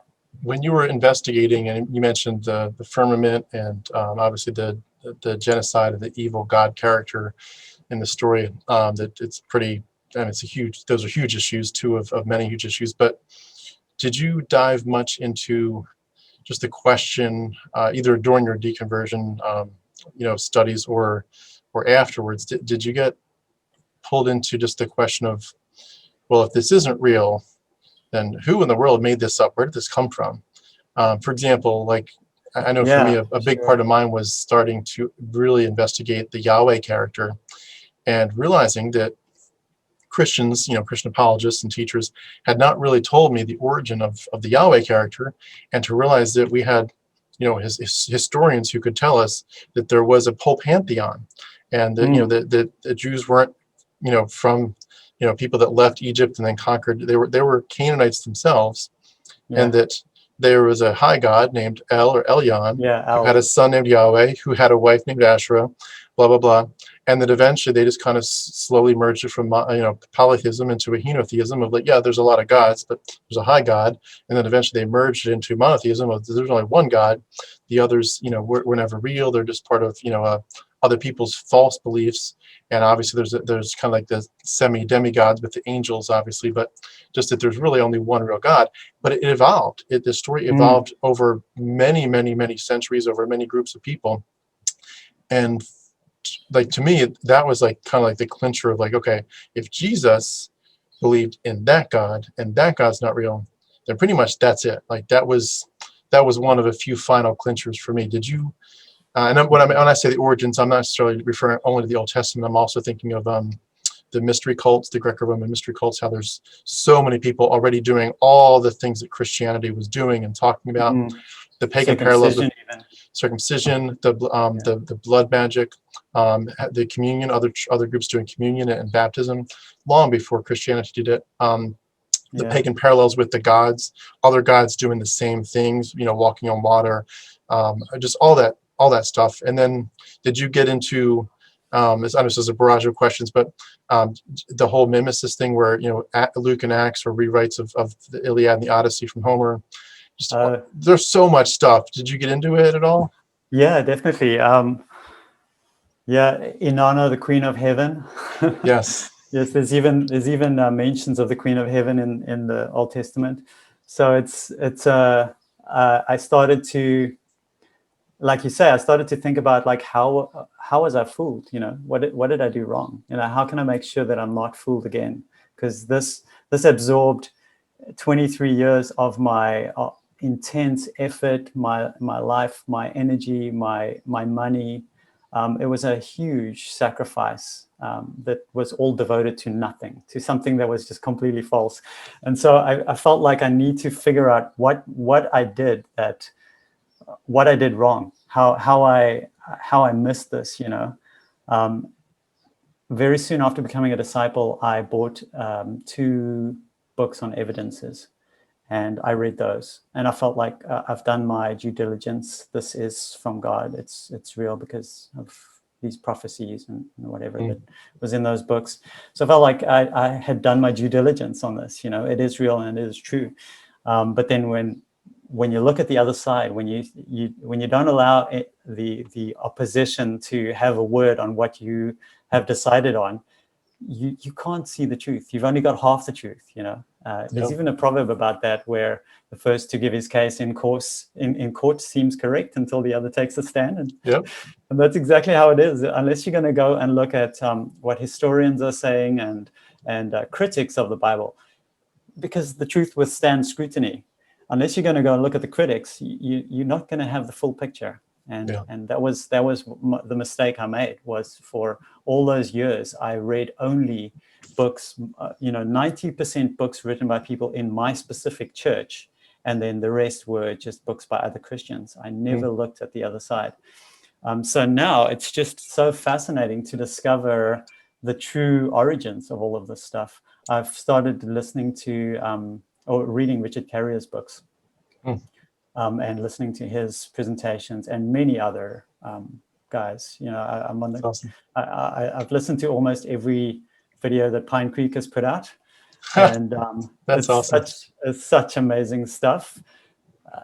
you just learn so much, and basically every day you encounter a new scam, because I think the Bible is one great long scam. It's a con artist con trick, and basically everywhere you look there are the telltale signs of this was cobbled together with that, and this was combined with that, and then the Christianity is a recasting of the Old Testament, physically specifically written rewriting of the Old Testament to make it or gel better with the people of the time, basically to modernize the Old Testament for the people at the time. And then the fact that Paul's letters came before the Gospels. Now, this is not in that order in the Bible. So unless you know, you don't know. You don't know that it was Paul's letters first.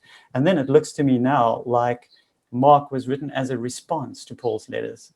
Like someone read Paul's letters and like, that's not quite what we want for Christianity. So we're going to make our own Christianity and we'll write Mark.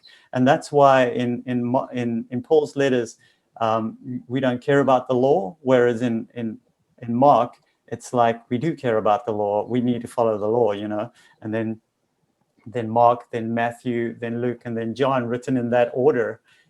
You just don't. And then Matthew and Luke are 90% Mark, so they're just versions of Mark. They're Mark that's rewritten in a certain way for a specific purpose, and then John comes way later, much longer after that, and is also very different from the synoptic gospels. Just learning things, just been a really fascinating. It's fascinating to see, to know these facts, which are just so. It should clue anybody in to the fact that this is not from God, basically. it's people were writing different versions of these stories to have the right effect.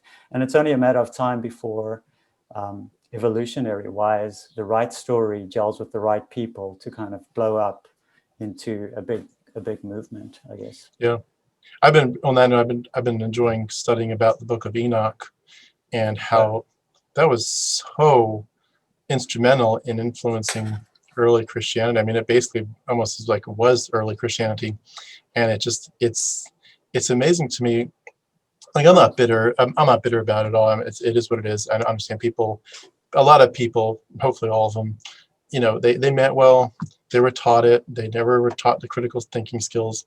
They were applauded for years and decades, and so they're going to become Bible teachers and professors and pass on the good stuff. They're going to, this is the best life, and they're going to try to pass on the best life to you. So I'm not bitter about it, but there's a part of me that just situationally feels like really, like there was not a single one of you Bible college professors that knew this stuff, that knew how heavily the book of Enoch influenced early Christianity. Like, not a single one of you ever read that the Gospels were at least partially, and Acts were partially based on rewrites of the Iliad and the Odyssey. Like you never. There's even a whole bunch of quotes in the New Testament. They're just straight from Greek philosophers. They're not even like the concepts. They're like straight up rewrites. They're just straight up copies. Like they're just copying a quote from a philosopher, and it's like it makes sense too. I mean, of course, if you were a Greek, if you were well versed in Greek, you'd know your Homer, you'd know your Plato, your Euripides, you would know all these guys, and you'd study them for years. So it makes perfect sense that you'd see the Greek philosophers quoted verbatim in the scripture. But it's like none of you professors. I didn't know that. Like none of you professors would have ever studied that and never told us that. I find it improbable. I can't prove it, but I find it improbable that none of them ever knew this. And I know though that there's obviously the professional pressure. Like if your salary depends on you holding the party line, like the Bible's inerrant, the gospel's where it's at, it's all real, blah blah blah. Like, and you have these doubts as a Bible college professor, you can't necessarily introduce those and teach them. You might study it privately, but you have to toe the line. And so I get it. I get that there's more to that story than just, oh, you guys were hiding stuff from us. But it does feel like really like for 40 years, nobody told me anything. I had to go digging, like you said, on the internet and other places and find these PhDs and these scientists and these historians, these archaeologists to find the story. Like that, I find that hard to believe that not a single person ever studied it that I came across all those decades. But again, it is what it is. It's under the bridge now. But I applaud you for doing the research. And it sounds like our paths honestly sound very similar on a lot of levels. Apart from, I wasn't in Church of Christ at all, but I don't even honestly know anybody who's in Church of Christ. But apart from that denominational difference, it sounds like our stories were and still are very similar. I was curious though, where in terms of just bringing it up to the present day to wrap us to finish this out, what has the response been like, and how do you, without being too personal and getting in your private life, just how do you deal with the people that are still, your loved ones and family that are still in it? How do you deal with it? Do people just ignore you? Do they want to know, like for example, I would be like, if I would want people to say, you obviously know something. What do you know? Tell us. But Christians in my world, like, no, we don't care to know. It's almost like a partial shunning, but not quite. But like, what has the response been like for you? Do people want to know what you've been reading? Do they want to know what you found out that made you have such a huge change? They're very defensive. So I have a friend who I sent Richard Carrier's stuff to, and which is really more because she was studying that kind of thing, and I was like, well, this is really interesting stuff, so I'll send that. But she had known something about Richard Carrier before, and she was very against him, and she was just like, nope. I hope you're not trying to convert me, which I wasn't. But yeah, that's the sort of I've gotten that response. I haven't spoken to a heck of a lot of people in the church since then about Christianity, because it's very easy to go to social things and not talk about religion at all. So I've gone to a bunch of social things with my wife still, and we just don't talk about that kind of thing. But some people have, some people have old friends. We've spent a fair amount of time discussing it and discussing in depth what I saw and why I left. And for them, it's obviously unconvincing, whatever I've found. So yeah, it just depends on the people. I don't think I'm shunned in any way. I think as much time as I want to set up and spend with any of those guys, I can still do that. And I have even last night, I was spending some time with an old friend from the Bible Talk who used to lead the Bible Talk. We just went and watched videos.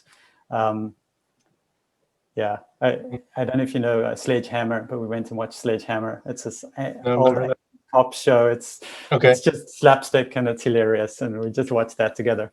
So we do still spend some time, but it's obviously a lot less time, because with the church you very much regimented into spending a lot of time with each other. So I do feel like I have a lot less human contact now. I have no friends from having 30 friends, and although this is not from either of our sides kind of like a rejection, it's just the practical consequence of not spending a lot of time with people. So I can still call any one of those guys and ask them to help me move a car or whatever needs to be done, and they still do call me occasionally to help them do whatever. So we still do have that friendship and that connection. It's just not intense like it was. And obviously I've still got my relationship with my wife, and that's been my major focus, is to try and keep that going, because it does take a huge toll. It has taken a huge toll, me leaving the church. There's aspects of our life where she doesn't trust me as much as before, because when you are a Christian, you have that doctrine of like, this is the way that I'll live. It's open for everyone to see. These are the morals that I have. They're advertised, and at any time when I'm not living up to those morals, you can bring me scriptures and explain to me how I'm not living up to them and make me live up to them. Basically, you have that final book that you can, the final stopping point where you can basically control other people's behavior or have some kind of contract with them of how they're going to behave. Whereas now it's very up in the air. I make my own moral system. I've written down what I think is right and the way that I'm going to live, and that's my way, and I can change it. I can change my mind, and so it bothers her to have that kind of loose. It's a much looser commitment to what she had before. Yeah. So yeah, we're reading through a book about. It's called In Faith and in Doubt. Okay. Which is about relationships, a believer relationship with a non-believer, and how to make that work. So we're reading through that, and we're still going on. We're trying to go on dates once a week, because we want our relationship to succeed regardless of what happens. Yeah, absolutely. I've seen many success stories too, where people. I've mostly seen success stories where the other spouse eventually deconverts. Although I know it's a horrible thing to imply to a Christian. Hey, we kind of expect you to deconvert too once you get the information, because I know that sounds threatening, and we wouldn't want to ever send someone that message like, hey, it's the only real outcome here is that you deconvert too. But there is like it makes you step back as an atheist and say, you do have to rewrite reality in a sense, not rewrite it ourselves, but just re-understand it. Like with Neo, when he's opening his eyes for the first time after he's escaped the Matrix, he's like, well, my eyes hurt so much. Oh, it's the first time I've ever used them. And it's like it takes a lot to, and people I think who are still in it in Christianity, they don't appreciate how hard it is to rethink reality for the first time. But it's a journey. It's hard. It takes strength, and you get knocked off your feet sometimes, especially some questions like, I don't know the answer to that. And you're like, maybe should I know the answer to that? Should I have thought about that question before I officially deconverted? It's like, and it's more like, no, you know that Yahweh is not real. Jesus isn't real, but that doesn't imply that you have to have all the other, pieces of your life together. It just means we know what the answer isn't.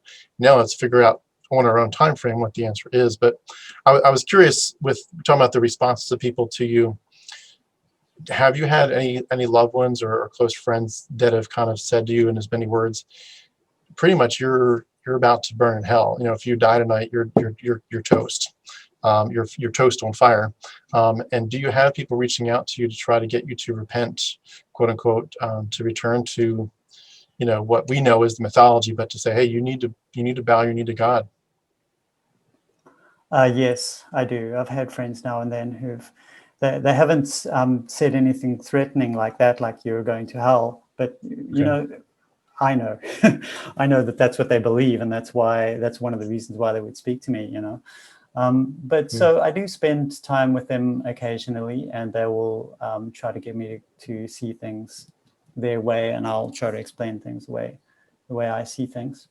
And yeah, but it's not. They're not like coming on strong, I think they do. They're more err on the side of just backing off and giving me space, which is great. It's good to. Yeah.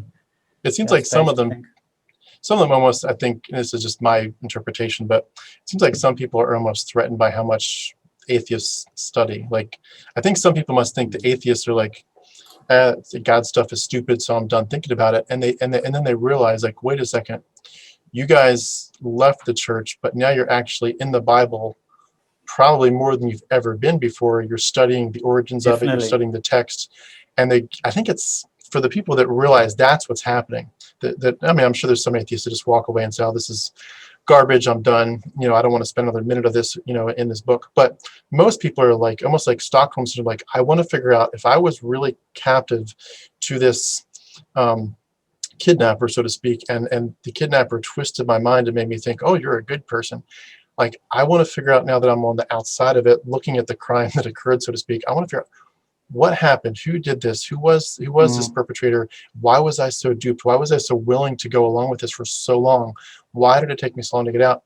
And so we do the digging, we do the investigation, and we also, as a side issue, we're compelled to say, hey, I don't feel like it's fair that I wasn't given all the information. So if anyone is on a journey and they want to know, what do you know that you feel like was so critical, we can then present it to them and say, hey, there's a lot more out there.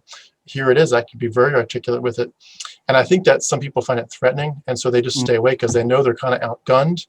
But there's still that sense of, it's more like, you're trying to think about it scientifically or rationally, and this is an issue of faith. And certainly there's the anti-science part of Christianity, like, if your faith, or I'm sorry, if your stance takes you away from God, even if it sounds scientific, it's really ultimately a very bad thing, and you're ultimately wrong, even if you think you're scientific and rational, because you ultimately will be proven wrong by the true God. And so they kind of dismiss a lot of it, at least in my experience. But I think there's at least a partial sense of it's threatening, because they know we're doing our homework, and we are. Yeah. We're doing our homework exponentially. And they know that we're the kind of people that do our homework. I think. Yeah. I think that people know I have a reputation for caring about what's true, and for debunking things on Facebook. I'm the guy who posts the most Snopes links, because I just can't stand untruths. I can't stand people not knowing what's true. Yeah. And I think people know that. So I think some of them are a little bit afraid to get deep into things with me, because they know that I know what I'm talking about. I'm not kidding around when I want to know what's true. I really put in effort. I put in huge efforts to know what's true, and I'm willing to sacrifice to follow what's true, I think. So I think people in general know that. And I have at least one friend that I've I have one friend that I spent 6 hour long intense debate, to kind of blow out everything that I thought and everything that he thought. And because he tried to bring me back. That was like straight after I left. He came over, and my wife arranged for him to come over, and I said I was totally open with that. And he came, and we had a real intense debate, talk about that. And she was part of that. And it was quite contentious. I think I would have done a lot of things very differently now, just knowing better ways to speak to people, But we had that. And then I've got another friend who I've told him everything that I believe. I've gotten to the beginning and the end of everything that I've seen, and he's still kind of a committed Christian. But I think that he also sees things from the other side, and I think he also has a lot of doubts. But I think that he recognizes the social advantages of being in the church, regardless of whether it is actually ultimately true or not. And for him, the calculation is more like, for my kids and for my family, this is a good thing overall, even though it might not be true. And I can't make that decision or that determination for anyone else. I think that some people do benefit psychologically from Christianity, and I think that some people, it is good for them. It does give them direction. It does help them. They would otherwise be taking drugs or whatever, and it does help them. So for those people, if something that's not actually true ultimately has a net positive in your life, okay, that's great. But for me, really, I hate untruths. I just hate lies so much. I don't know why, but I just hate them. Yeah. I think it's interesting too, you touched on just that it can be a very lonely road. And I'm going to, this won't be a question, it's more of a comment, because we had to wrap up. But it's amazing to me how lonely of a road it can be. And I'm not sure if I have any suggestions for people besides obviously try to get plugged in different groups as you can, online or in person if it were possible. But it is a hard road. It's a very hard road, and I don't think most people realize just what's about to happen. Like when you're getting close to that deconversion process, you feel like you're just like, I got to know the truth. And it's almost like you feel, and you don't think through it obviously, but it's almost like you feel like, certainly I'm going to get applauded for just like, I figured out the mystery of what's going on here. I unraveled a huge, Gordian knot or whatever.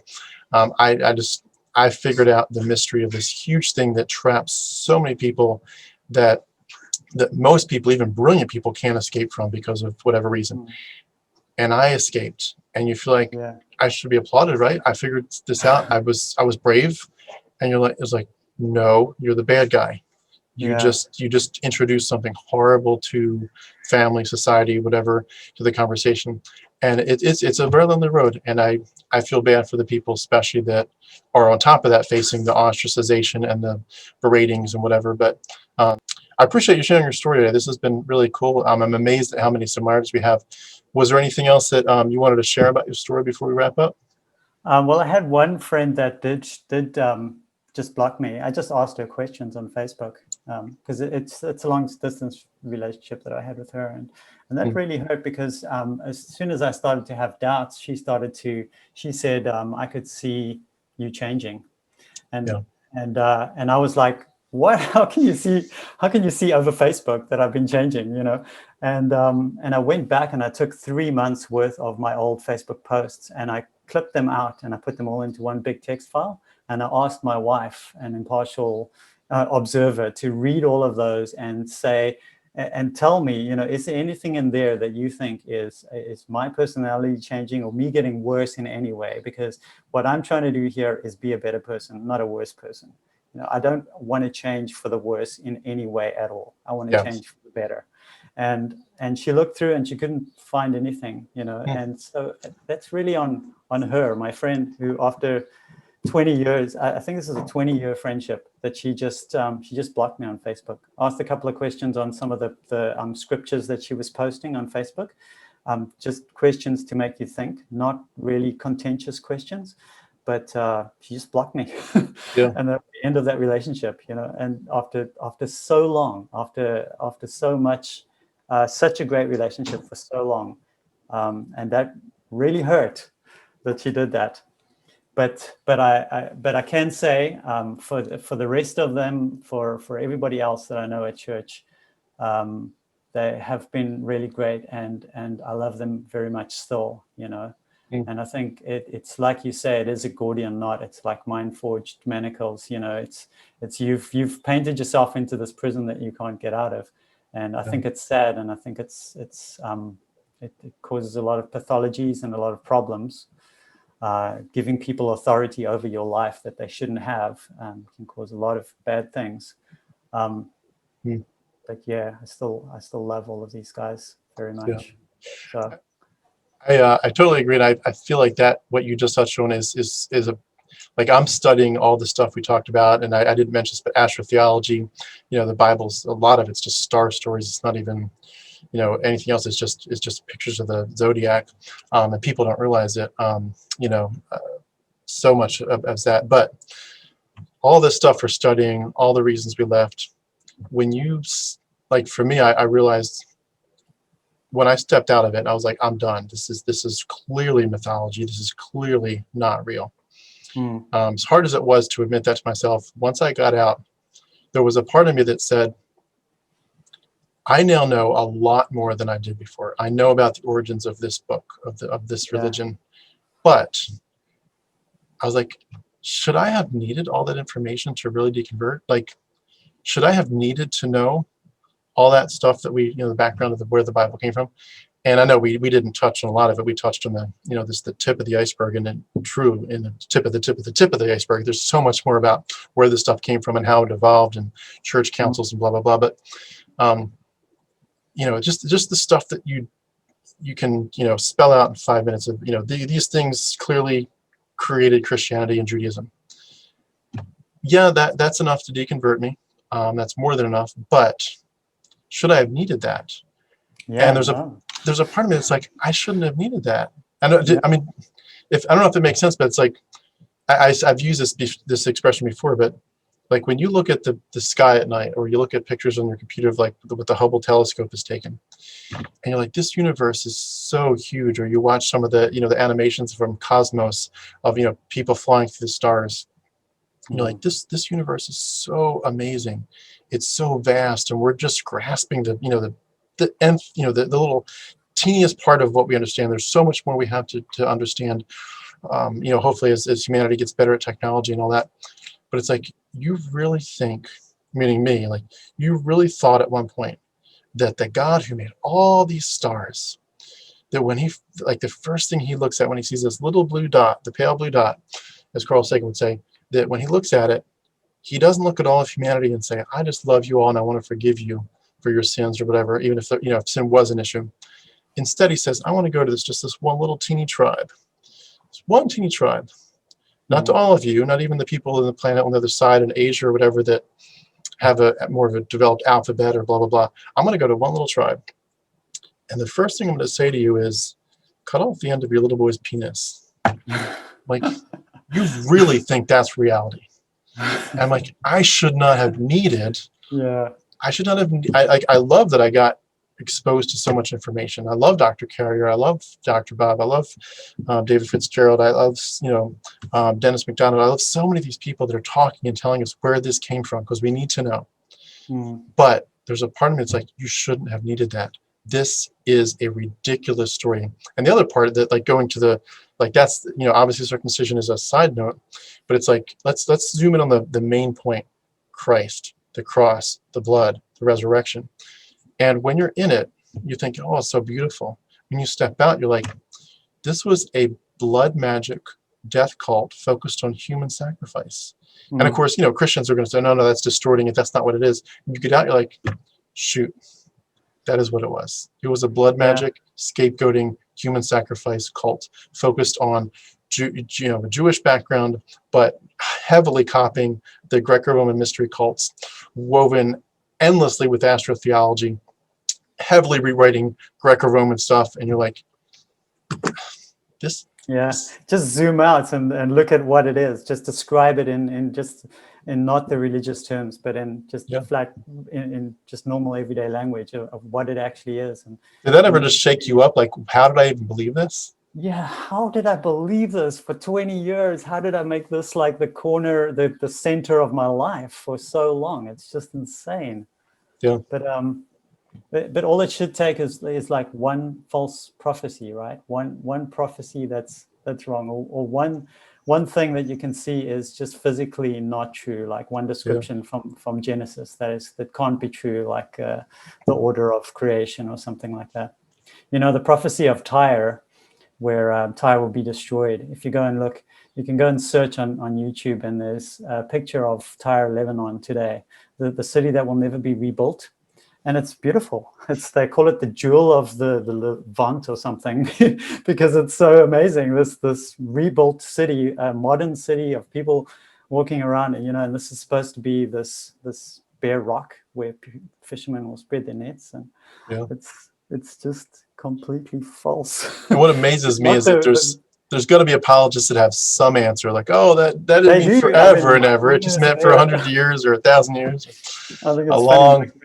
Mike Winger's got a presentation on this, and he's got a picture of some fishing boats, like taken from the harbor. He's got a picture of some fishing boats. I'm like, come on, Mike. And then he shows an image, like a really grainy black and white image from the 1960s or something, where you can't actually see anything built up there. And he shows those two things. And you can go on YouTube now and you can see the actual city and how vibrant it is and how it's rebuilt and everything, It's like willful self-deception, and I think that some of the apologists that must just be charlatans. They must know that it's not true, and they are still doing it because for whatever reason. It's sad. I wonder if some of them literally are true, like charlatans in the truest sense of it, like where they know that they're schmoozing people, and they just, whether it's for the money, or they would just have too much to lose. They would lose, marriage, ministry, job, but I'm sure some of them truly, like, they believe, like I think some of them are. I mean, there has to be some of them that honestly believe that they're still in something that's real, and that just boggles me. Like, when you get to that level of education, where you're dealing with PhDs and double PhDs, and you're like, you still are stuck in this? Are you kidding me? And I just. I know that'll be a different conversation for another day, but there's definitely some charlatanism going on there on a intense level. Yeah. I think William Lane Craig knows. I've seen him talking about about Genesis, and really being like, you could see on his face, he's like really worried about this. But I think I think a lot of people feel like the ends justify the means, you know. A lot of people, this is their social cohesion, this is their structure in life. I can't destroy that. You know, I know all these things, but I need to just, they're on the shallow level. They can't handle these deep truths, and I'll just spread the shallow stuff for them, and it'll end up being good. Something like that, you know. Exactly. And of course, you can always land on the whole, you know, Pascal's wager thing. Well, it's the best life anyway, so if I'm wrong, it's still a good life. And it's like, ugh, shudder. Well, I know we could go on. I feel like so we've touched on a few subjects I'd love to dive deeper in with you, especially with some of the things you research. But I know we've gone long here, so I'll wrap up here. But again, we're talking with Les Viljoen. Did I pronounce that correct? Yeah, Viljoen is how it's pronounced in South Africa. Leslie Viljoen, thank you so much for being willing to share your story. This has been more than awesome. I'm so glad we connected, and I appreciate your being willing to do this. And I want to encourage you. You mentioned before that you might do some presentations at some point. Whatever's on the back of your mind, bring it to the front. You are awesome at this. You're a great speaker. You obviously have thought through a lot of this stuff. You're very articulate, and I love it. I hope you do decide to move forward with whatever's been on your heart to present to people. And we know some stuff that I think some other people would really find interesting, and I think hopefully some of them will be like, yeah, I'm glad you spoke up. I'm glad you didn't just go quietly into the night. So I hope that you do find some ways to launch a platform of some kind. And either way, I certainly wish you the best. It sounds like you're trying to tread very graciously with people that otherwise maybe should know better, but you're being gracious, you're being loving, you're being forgiving, you're being patient, and that's awesome. And I appreciate it too. Your tender spirit towards these. You're not trying to bash people. You just want the truth, and you want to do it in a loving way. So thank you for sharing your story. Thank you for who you are, and certainly look forward to hopefully doing this again sometime. Yeah, thanks a lot for reaching out, Tim. It was really great talking to you. Absolutely. Well, thank you so much. Have a great day. Okay, you too.